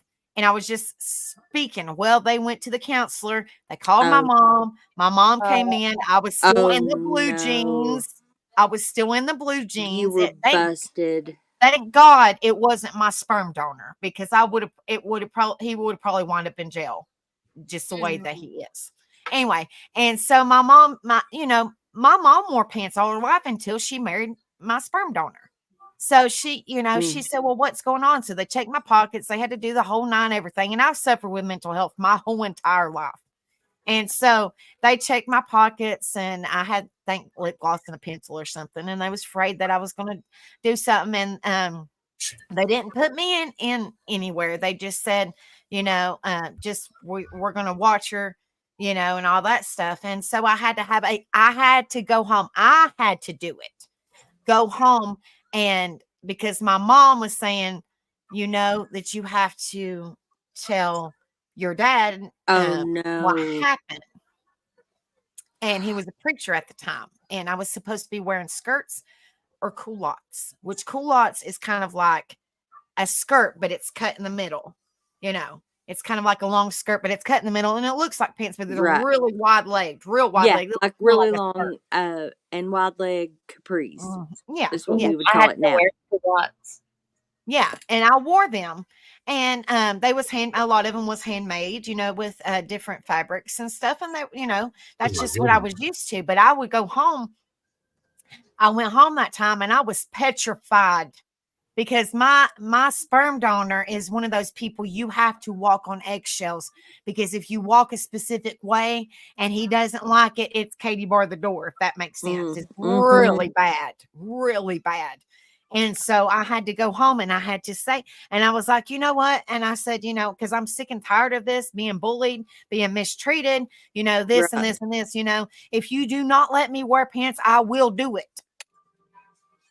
And he said, well, you can wear capris. You're not allowed to wear pants. What's a couple inches of fabric? Nothing. He made me, I had to wear capris. So he wanted you to show more leg than less leg? Until I graduated. Do what, honey? He wanted you to show more leg with the capris instead of the pants? The culottes. Wow. Yes. That's just a little. That's how it is. What here. I went through. That's how it. Yeah, it's a little better, I think, now for the kids. I hope and pray. When I pick my kid up from school, it seems that way because there's kids wearing like a bandana that has just straps, for the top, and I'm like, how are they allowed to wear this stuff at school? Like we would have been kicked out. And and we always did the shirt trick. You put your hands up and then you put your hands down to your sides. Your hands up and if your belly showed, you were in trouble. If you put your hands down and you didn't reach your knees, you were in trouble. I was petrified going home. Seriously, my brother got mad at me because I stole his pants. Right. And then I never heard the end of it. Yeah, it was Plus, bad. you got the school involved. I'm sure that was a thing. You got in trouble at school? What? Yep. So, Ugh. needless to say, after I poured my heart out and just told him how I felt, I still got my ass busted. And I mean, busted. Mm. But you notice though, opposites attract. Look at Beckett. She was a preacher's daughter. Yep. I've I never, bet you're I've a never cycle been a. breaker, aren't you? You Oh are. yeah. I can see it, babe. You I was are. gonna say I've I'm a never been. cycle breaker myself. I've never been a preacher's daughter. No, but my preacher slept with my best friend at church's mom. And after listening to him tell me I was going to hell for like 2 years, and he's like, well, we did this, but it's okay because we asked for forgiveness. I was like, oh, is that how it works? You can tell me I'm going to hell and I'm 10 years old, but you can do that? Okay. I Exactly. Wow. see. There's so many judgmental and hypocritical people. And that's one Mm-hmm. reason I moved out of my hometown. I'll just put it like that. Because it's like if you sneeze the wrong way, somebody else is going to tell somebody else and it's going to be a totally different story. I'm like, I can't do it. I can Sounds like attest you to too. that. People know your business. Sounds 1900%. like you too. Yes. Exactly. Yeah. I'm Yeah. like, jeez, good Lord, have mercy. Y'all taking it complete. You know, like in school, you would whisper in somebody's ear, and then you go on down the line to 15 people, and it's a totally different thing when it first happened. You know, when it Yep. first come in the ear to where I'm like, I didn't say that or whatever, and I'm like, jeez, Starts You out know? as starts out as a paper cut, and you end up in having the your arm hospital. chopped off. You lost a limb. Yep. Good Lord, Exactly. it's crazy. Oh, the lovely game of telephone. I'm telling you. We used to write notes when we were in school, you know. We still did the note thing. Yeah, I did too. I always fold them in something really pretty. Yeah, And in that one little way. yeah, Rebel was on vacation for 6 months, and I would fold them that way. And the cops that got Oh the letters, man. and he was writing, and I didn't write not one page letters. I wrote some letters. I kept him occupied for every day for 6 months, every day. Aw. I And had I 8 would fold them in that specific way. And Red I will can call me see it. up, and he said, "Babe, the officers are asking, will you please quit folding them like that? They can't open them up." Just pull the tab. It's not that hard. Oh my goodness gracious, that was funny. Because he was like, "Babe, I can't read the letter if they can't open the damn thing." That's sad they couldn't figure out how to open a note. no doubt. I was like, golly. But I So got I had 8. to start folding them. The longest letter I have ever wrote him, and he still got my letters, was 18 pages long for one day. Holy cow. Oh, wow. That's Yeah. the truth. That's He got the dedication. letter and he was like, "Babe, babe, was you bored?" And I was like, "Well, I'm keeping you entertained. You got I something to miss read." you. I was still reading that thing the next day when I got the next letter. He's like, oh God, here's another one. No, I'm just kidding. I It was got like, you know what? I was like, I'm here. It's me, your mama, because I helped take care of his mama while he was on vacation. And then we had our twins. So I was like, the twins are asleep. Mama's doing her thing. I'm just going to write them. I you just kept on writing. twins? And he was like, "What, babe, Aw. are you writing me a book?" I was like, "Well, you could put them all together." You He guys come have out. twins? I love Yes, that. we do. They'll be 13 in November.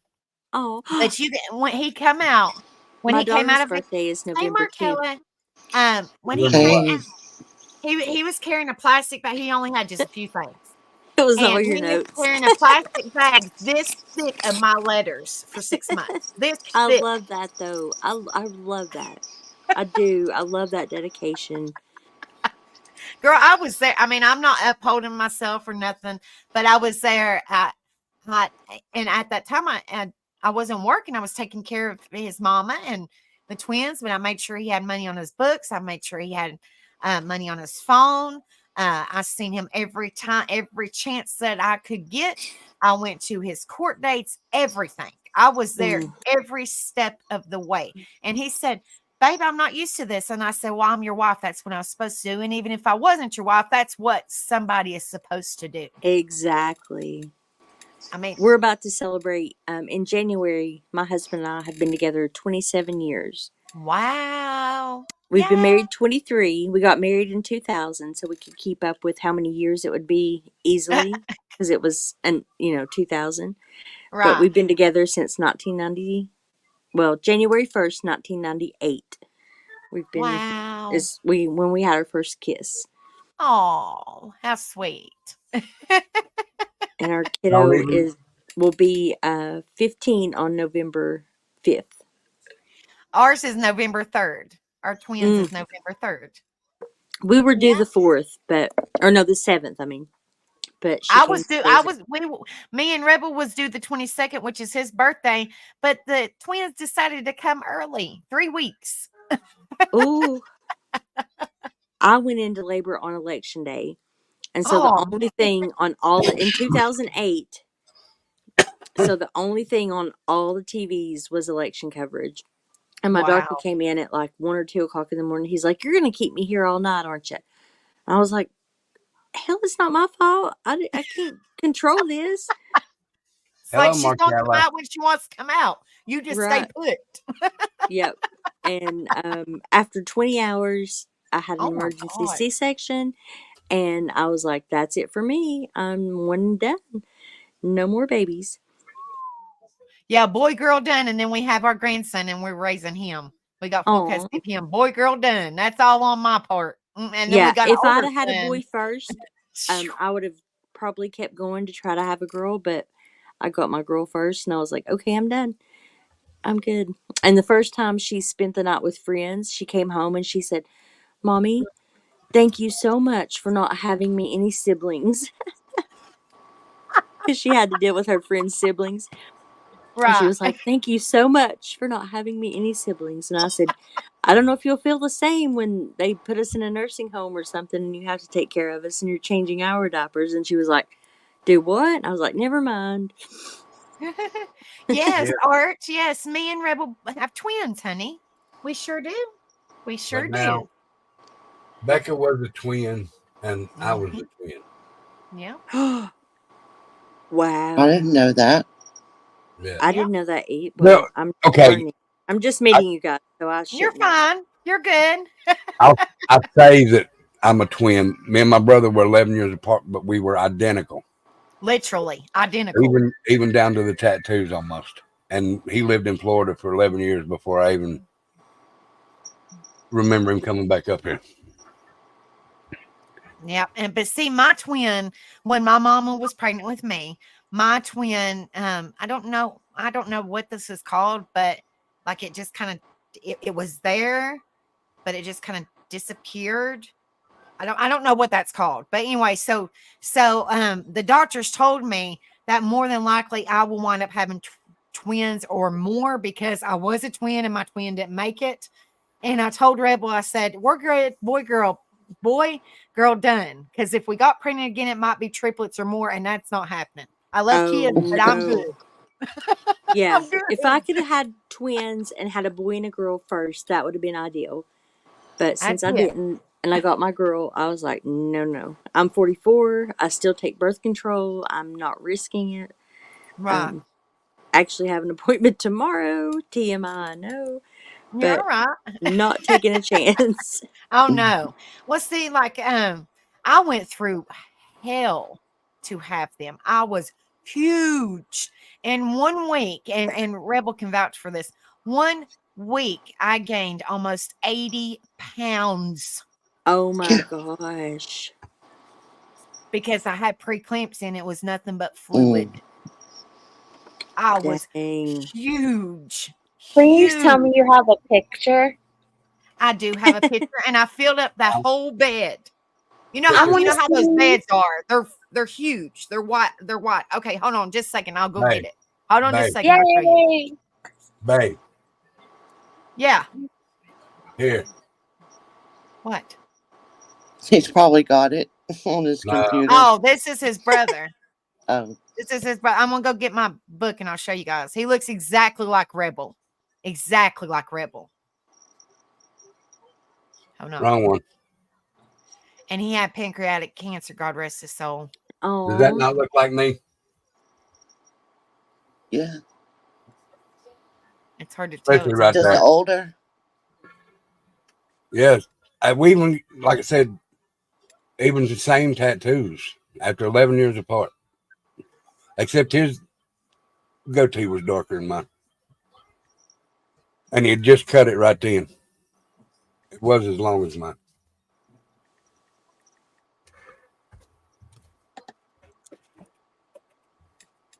What are you getting? My pictures. Oh, God. Y'all in for y'all. I hope y'all got time. We got time today. You're going to need it because Becca's a picture fanatic, I'm telling you.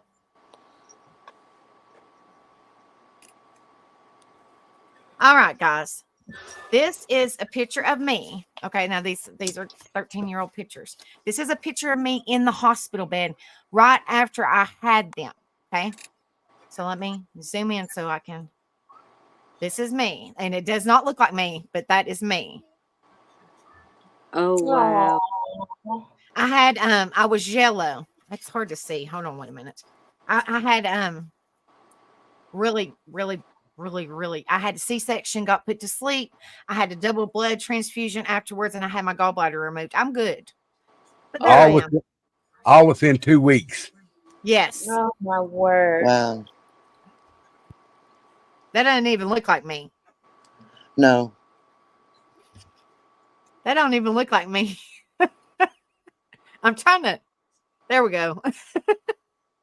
Yeah. I don't know. I mean, I was yellow. You can really see I was yellow, and it's not from the picture. It's hard to see. It's hard to focus. But yeah, that's me. I was as wide as those big wide wheelchairs when you go to have a baby. I was filled to the sides of it. Filled to the sides of it. And this, hold on. Okay, this is Tyler. Now, Trinity came out. She had breathing problems. So she was instantly put in ICU. Instantly. This is me and Tyler. Oh, Trinity was on my list. Oh. Yeah, this is me and Tyler. He's tiny. Now look at him. He's a chunk monk. And then, hold on, let me find Trinity. Hers is sad, but she's all right. Okay, this is Trinity. It's hard to, let me see. Here, let me show you. This is Tyler. This is how tiny Tyler was. Oh my goodness. Look at his little legs. Oh, I love babies. He was 4 pounds, 8 ounces. Aww. He's a little itty bitty. Now he's 123 pounds. Now, who was the biggest? Tyler, by 2 ounces. 2 ounces. She was 4'6", but she dropped down to like 3'6". But look at Trinity. Oh,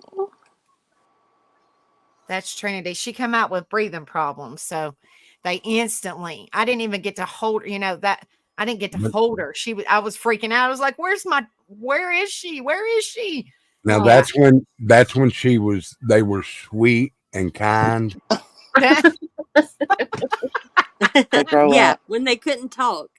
I always Oh, say yeah. we spend the first 18 years This of our is Trinity's first little year. face. See, Wow.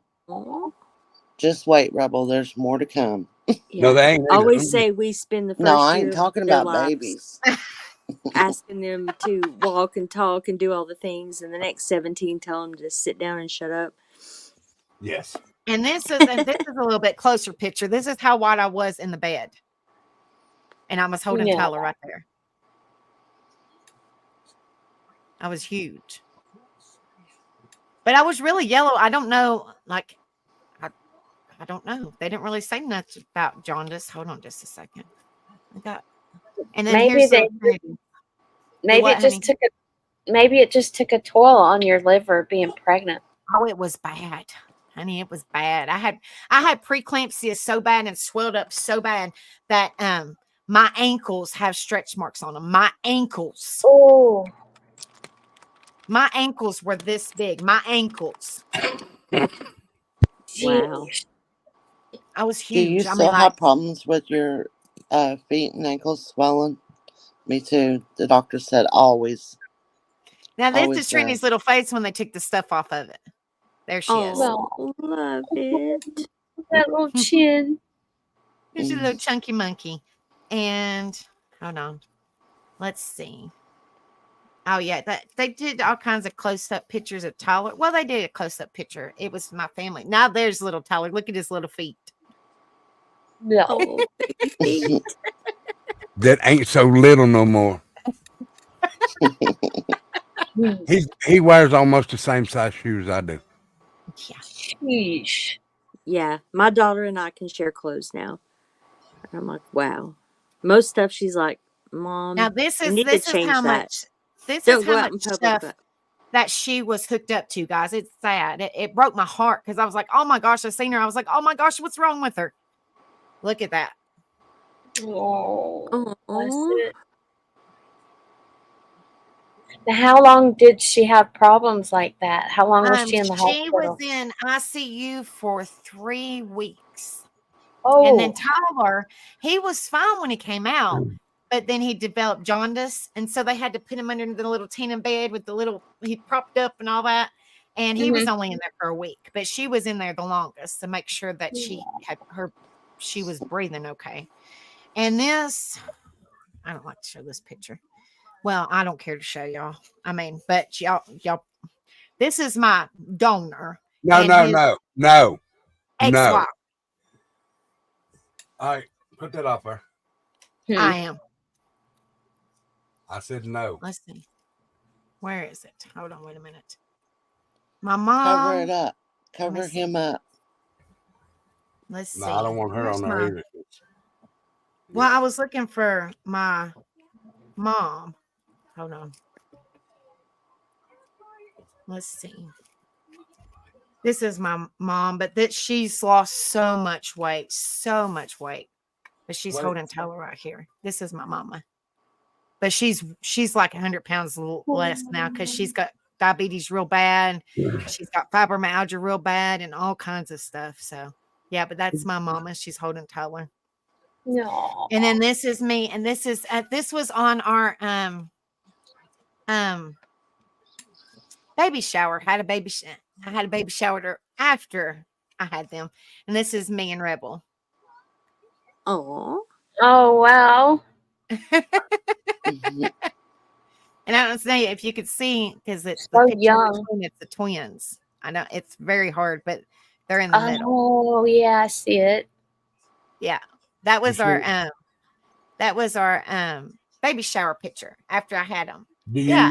you see the bandana? Yeah. I got married in a bandana. Yes, he did. I still can't find our stinking marriage pictures, wedding this pictures on my stinking Facebook. It's on mine. Well, All and right, pull now them up look. because they've been asking to see them. Okay, hold on. Now look here. Here you go, babe. I'm looking. I gotta put all these pictures back. Now this is me and Tyler. Look how cute. Look at him. Oh, look my at his goodness. cheeks. Both. Oh, Now, let's check squish this his out. We actually sent that Let to me a contest for babies, the cutest babies. And Tyler won, but Trinity didn't. Boy, she was so mad when she found out about that. Yes, she cheeks. was. Oh, Oh And my there's God, Trinity. yes. Look at her. oh. They were tiny. Little itty bitty. I like showing pictures. I do. I'm trying to find the one at the lake, though, but I'll never find that one. Ain't no telling. Which lake? Or you don't have to say. It's You're right. oh, what is it down there, honey? What? I don't know where the dam is in Watauga? Boone? Boone? Boone Dam, yeah. I'm trying to think of that lake we go to.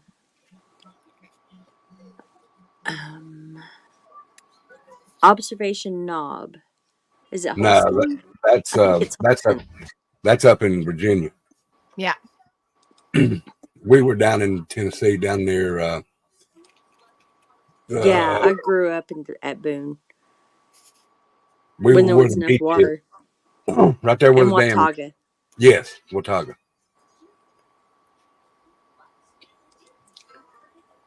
We're on the Nolichucky River. It's That river is huge. People don't Yeah. realize that river is humongous. Yeah. And when it swells, it swells. Yeah. I did a live from out there one day when it was up really far. It's my only like outside of what I normally do Hey, with my Sharon. card live. I was Hi, like, darling. I'm just gonna try it. And so I went live to show the river because it's our favorite place. Right. Now we used to go to a church. I don't know if it's still there. I know it burnt down, but they think they rebuilt it. Chestoa. We used to go there. Yep. Right close, really close to the river, and a lot of I hikers. went there and stuff in that too area. as a kid. Really? I did too. Yeah. Here, babe, show them this one. This is when they were in the crib.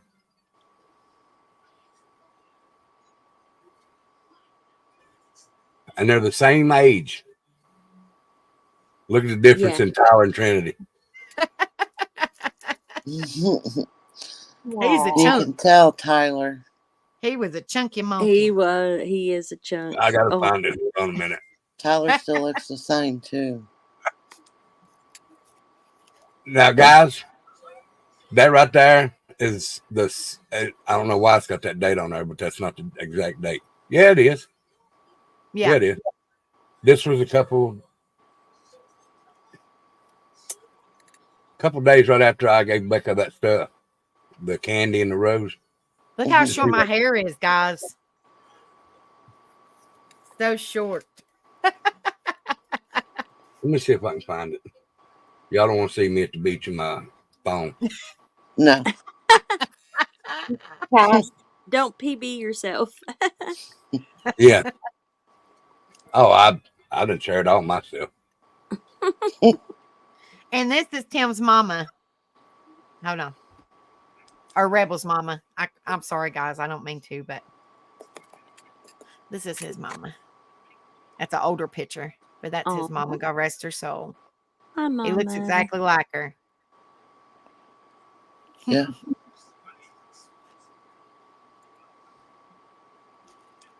Oh my goodness. Oh, I left a picture out. But yeah, girl, I was huge. That's what I You said. went Boy, back girl, down done. really quick though. Do what? You went down really quick though. It looked like from the picture. Oh yeah, afterward. because I had well, now I'm a diabetic, but I had double blood transfusions. I had my gallbladder removed, and I had the C-section, got put to sleep, all in less than I think 2 weeks. I think. Oh gosh, It wasn't. That And gave me chills. I said, hell no, I'm good, boy, girl, done. Because like I said, in 1 week's time frame, I gained over 80 pounds of fluid, and I had so much fluid that when they did my gallbladder surgery, they couldn't put the little holes like some people that go through the belly button and there's a few holes. No. They had to physically cut you. They had to physically. They went through my belly button and they said I have way too much scar tissue because I was huge. So they had to cut under my breastbone and remove my gallbladder that way. And that was while you were pregnant? It was right after I had them. you had the still babies. healing from my C-section. So I had my C-section scar that was healing. I had staples and glue and all that. And then I had staples right underneath my breastbone and my rib cage. I was hurting. It was hurt. Girl, it was painful. The only thing that held my guts in was my boppy pillow for those first couple weeks, 6 weeks, 2 months after I had my kid. That boppy pillow, I had to keep it around me at all times, whether I was holding her or not, because I was scared to death I was going to cough my lungs or cough my guts out. Exactly. Yeah, they look a lot alike, but they say, I don't look. I said, you can tell you're twins. Hush. This picture here, me and Becca's going to get a tattoo of, but we're going to get this one done professionally.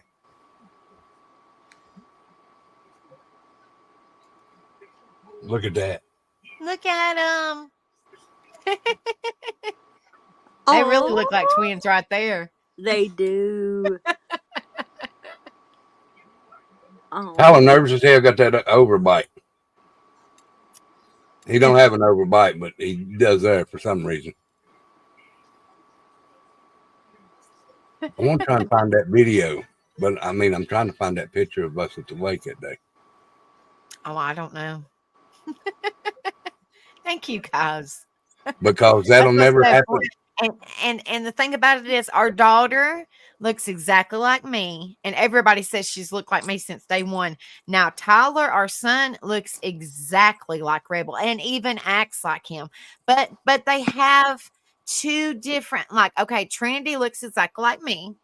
Tyler looks exactly like Rebel, but Trinity has such more of her daddy's attitude. Neither one of them have my, I mean, they have big hearts, but they're not like my attitude wise, like they have a redneck, they don't give a crap attitude.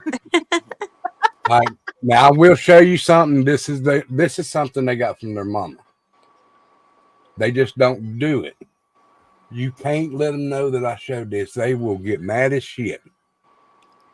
I'll never tell. All right. This is their karaoke debut.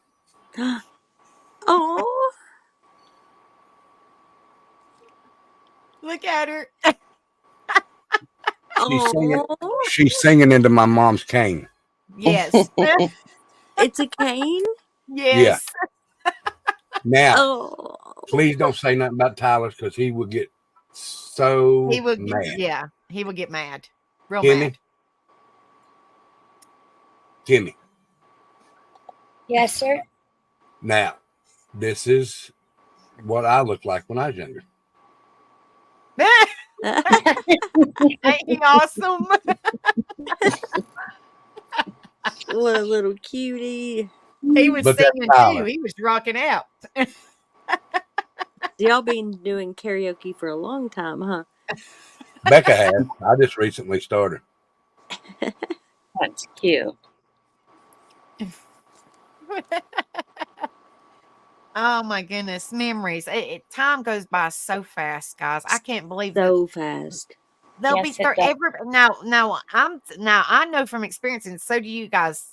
I never knew the true reason is like hold them when they're small because in a blink of an eye they'll be grown.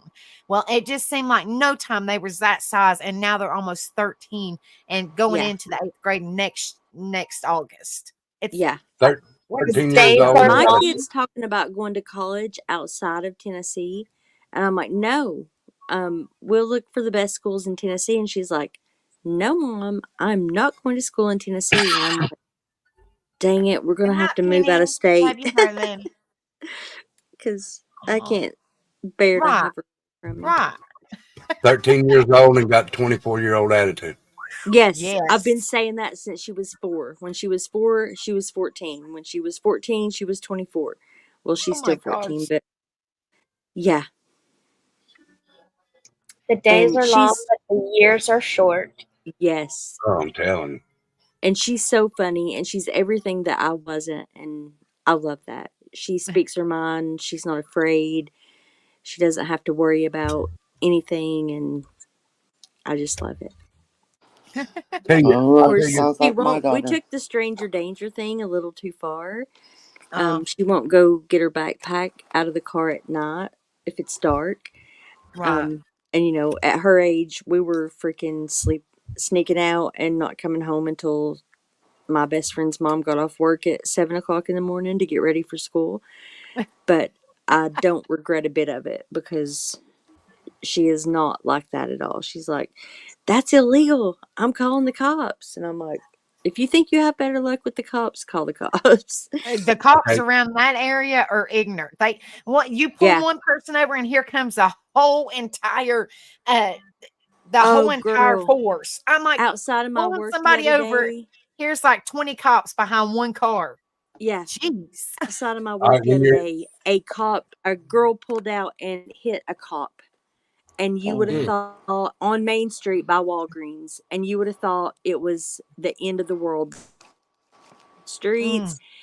She came into the store to buy cigarettes while she was waiting, and the girl in front of her, I was like, why won't they move the cars? And the girl in front of her was like, motioning behind me, telling me to hush. And that girl started crying, and she was like, "Because they're calling the state troopers in because I hit a cop." And I was like, "I'm so sorry." I was about in tears for her, but she had a Right. license and she had insurance, so it was all good. But, it's traumatizing when you, especially here, if you're not Mhm. in with the cops and something happens, it's a bad When time. when y'all's babies was growing up and they didn't have a pacifier, what did they usually suck on? I can't say that here, probably. Their thumbs. Thumbs. Right. You want to see the cutest thing that I've ever seen? And I'm not saying this because she's my daughter, but check this out. She And did she this for done a it. long time. She done this from day one. It wasn't a thumb. It was this. And it wasn't, she would not take a pacifier. Would not. Look at Trinity. Yeah. Y'all. My My kids didn't friend's take a son pacifier or used to. suck their thumb. My friend's son used to suck those two fingers so bad that he had blisters. That's the first. Oh, That's the first young I ever seen suck their two fingers. It's always the thumb. Yep. And I thought, I And it was lost always my this. It showed she had it always a like this. And rocker in her from the day one. Yes. yeah. And it discolored her teeth, and her teeth are fine now. But at that time, she wouldn't take a pacifier. And of course, she drank out of a bottle when she was little. But it discolored her little teeth when they come in. Yep. Yeah, I lost my kid's pacifier. She was born in November, and it was on the edge of the couch in January, and it disappeared. I called the hospital. I called Nook, the NUK, the Right. people that made the Right. pacifier. They sent me replacements, but she liked the green and yellow one. She wouldn't take the pink one. She wouldn't take the blue one. She never took another pacifier for the whole entire 18 months that I nursed her. So I was her pacifier for 18 Oh months. my gosh. And those teeth. Woohoo. Yeah. Ouch. Fun times. Ouch. Ouch. I got the mastitis one time right there at the end, and I was like, okay, I'm done. 18 months is long enough. You're going to have to figure something else out. And she was fine, right after. But Right. I'm gonna hop that, down. Thanks for letting me up. I'll be in chat You're though. welcome, honey. You're welcome. I love you, Kimmy. night, love Love you, you Kimmy. too. Love Love you. you. Good night. Good night, honey. Chicken Snake said they were both adorable children, but I love the mohawk. yeah. Tyler's been a rocker for forever. A long time. Long time. Now he's got long black hair. Long black hair, and he headbangs in the bonfires most of the time. Oh my goodness gracious. But yeah, our marriage pictures, the babies was only, let's see, they was Right here. 9 months old. So they was at our wedding, and they was 9 Right months here. old. Right here's But one of them. yeah. Mm. This is Oh, one where wow. we're holding it.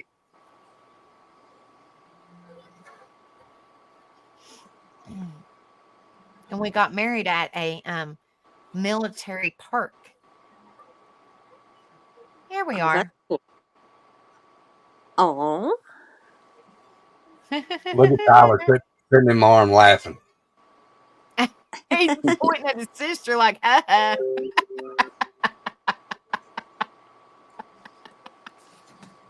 Oh my goodness, guys. I'm going to jump down, you guys. Thank All right, you for thank you having me for up. thank you, honey. You come up anytime, and I'll message you. Yes. Yeah, we're All probably right. related. Yeah, we All right. might be. You never know. I Bye, know. honey. Have a good Bye. night. Peace, love, light, and blessings. You too, Bye-bye. darling. See ya. All right. Hi, Markella. How's things Hi. going, darling? Well, I wanted to come up. I mean, I give Rebel updates, but I just want to come up and tell everybody thank you for your prayers and thoughts and everything. My granddaughter is home and is safe. She's Thank with the her deal. Lord. mama. So thank you, everybody. I You're welcome, appreciate honey. it. Every video. You're welcome. I'm glad that she's safe, and She's where she needs to be. And I know Yeah. y'all got a bunch of stuff to do where she does, but I'm just glad that your baby girl is safe. Thank the Lord. Yeah, these past 2 weeks has been a struggle. I'm glad it's over. Thank goodness. That's great news. That's great news. I'm hoping that she's okay, Yeah. mentally, physically. I hope she's okay, Well, and the stuff between her mama and me is just like, oh my. I mean, to the point to where we were like at each other. And I Oh, can't handle that. right. So, Hey, Jim Jones, welcome. Good to but see you. Hope I you're just, doing well. yeah, I just want to tell everybody thank you and that I love y'all and appreciate everything. So, You're welcome, darling. all right, You're I'm going to welcome, jump down and sweetheart. you guys have a wonderful night. All right, honey. Love ya. Love you too. All right. Hey. Yeah. Y'all go vote for Rebel for Turtle Island. She's on it. The Ray got blocked for saying it, so there you go. You Really? ain't gonna be blocked here. You ain't gonna be blocked here, honey. You're good. Vote for Rebel Turtle Island. Woohoo! All right, babe. I'm gonna let you say your buys, but I just want to let you know, y'all show up for Tattooed Rebel tomorrow night. We're gonna do the Yay, first. it worked. It worked. It worked. Kimmy, it worked. Yes, What? crazy lady. Got a membership. Thank you, Kimmy. Yay, it worked. Woohoo! Yes, thank you, Kimmy Poo. Thank you. You guys hit go to the membership and set to gifting on. So that way, if you want to be gifted a membership, you already have it on. Yay! Not crazy. Welcome, darling. Yay! It didn't work a couple days ago, so I'm glad. Thank you, Kimmy. Thank you, sweetheart. Yay! Woohoo! Sorry, I was sidetracked. I was like, oh man, please tell me that it's gonna work. Please tell me it's gonna work. Thank you. Right. Thank you. Congratulations, Not Crazy. Yay! But y'all show up to Tattooed Rebel tomorrow. I'm gonna do my first painting live on Tattooed Rebel tomorrow. Oh, Kenzie C. Yay! She get one too? Yay! Kenzie got one. Thank you, Kimmy. Thank you, Kenzie, darling. congratulations. You can bring it up on, baby. You can bring it up on screen. Just click on. It's not showing in my StreamYard. It's only showing over here. That's where you click on it. Should be it's not showing in my StreamYard. How do you Oh. click on it and show over here? It's supposed to show on Thank screen. you, guys. Good night, Sharon. Love you, honey. Thank Good night, you. Sharon. Yay! That's what said. BH said, "Do I have to get a link for iPhone? Because I have no idea." And I'll have to get it for you. Yes. Okay. All right. So when he gets it for me, I'll share it. As a matter of fact, hold on. Because I don't know nothing about the iPhone. Thank you, Kimmy. And I'm gonna have glad to it drop down and works. get it. Woohoo! All right, babe. But I'll see y'all tomorrow. We're gonna do a first painting tomorrow night, and I might do a surprise tomorrow night. And don't forget. BH. Woohoo! Welcome, BH. Yay! Sorry. I'm getting excited. It's working now. Kathleen said I can post a membership link. I can post a membership. I don't know. What do you mean, Kat? Congratulations, BH, Kenzie, and Not Crazy for becoming angels. Woohoo! Cherub angels, welcome. I wish I could pull it up on my screen, but it's not showing on this end, but I could see it over here. I don't know. Click on the one. Oh, it's not showing up in your StreamYard. Yeah, okay. and I don't know how you click over here to pull it up in the YouTube chat. I don't think it works like that, honey. I don't know. But anyway, and then Thursday night, me and Becca's gonna go live, and that's Tattooed Rebels 1 year anniversary party. Woo woo party. Woo woo. So y'all go sub up over on Tattooed Rebel. Yes, go sub up. Woo, woo. And then I'll see y'all tomorrow evening. Really, Doug? Dig your duck? Oh, Markella, welcome to the Cherub Angels. Woo woo. Thank you. Cherub. Sorry, my bad. Woohoo. Thank you, Kimmy. I wish I could show it on my screen, but it's not.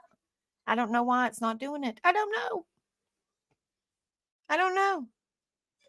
Yes, y'all go over there and sub to Rebel. Let's see. Hold on. Where is it? There it is. Notbot put it in chat. Go over there and sub up to Rebel. Tattooed Rebel 2229. Y'all go sub up to him. Yes. We just got to support one another in here. Yes. Rebel for Markella. Oh my goodness, Markella, you're a hoot, honey. She is on it. Woohoo. That's what I said. Make sure if y'all don't have the membership set to the set to on for gifting, make sure y'all go over there and go in the memberships, and you can go to memberships, and there's 3 dots. When you go into memberships, there's 3 dots in the corner. Just click on it and make sure it's set to on. So that way y'all could be gifted memberships if YouTube picks y'all. Yay! Thank you, Kimmy, so much. I'm glad it worked this time, because y'all tried last time, and it did not work. So, yes, go sub up to Rebel, guys. It's Tattooed Rebel 2229. Just like my name, it's just Tattooed Rebel instead of Tattooed Angel. Y'all go over there and sub up to him. He's been streaming for a year now, so we're going to have a little, excuse me, I got the hiccups.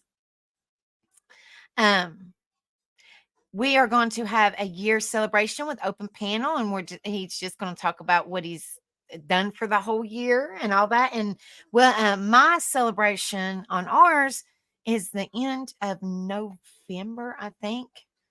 So it's coming up too. Rebel, I think he was streaming like 6 weeks or something like that before I started. So yes. So y'all go over there and sub up to him if y'all haven't done so, because we're gonna have an open panel. So y'all come on over and enjoy the 1-year celebration with us. Yes. Yeah, they might already be on, Kenzie, honey. Good to see you, sweetheart. But just in case, if y'all don't have it on, make sure y'all set the gifting set to on, so that way you can be gift a membership, maybe. So I love it. It's working now. Woohoo. After I fought with YouTube for forever. Crazy. Anywho, I'm getting ready to jump off here, guys. So thank you guys so much. Thank you, Kimmy Poo, for the memberships. I don't know why it's not shown in my StreamYard chat, or I would put it on the screen. But thank you so much, Kimmy, honey. And welcome to the Angel crew, or I can't say it right. Cherub crew. Yes, welcome. Y'all are you're just family, whether you're a member or you're not member. So thank you guys so much. Yes, thank you guys so much. But yes, I will see you guys tomorrow night is our open panel at 10:30 p.m. Eastern. And I will see you guys tomorrow night. I always say this before I go. You're welcome. You're welcome, guys. You don't know what people are going through. You don't know what they went through in their life. Kind of like my story. Y'all hearing a little bit more. I'm coming out, a little bit more with my stories. And you don't know what people are going through. And you don't know what they're currently going through. So just be kind to one another. Be kind to one another. Lift each other up. Be there for one another. Support one another. Be a difference in somebody's life. Be a good difference in somebody's life in this evil world that we live in. Be a difference in somebody's life.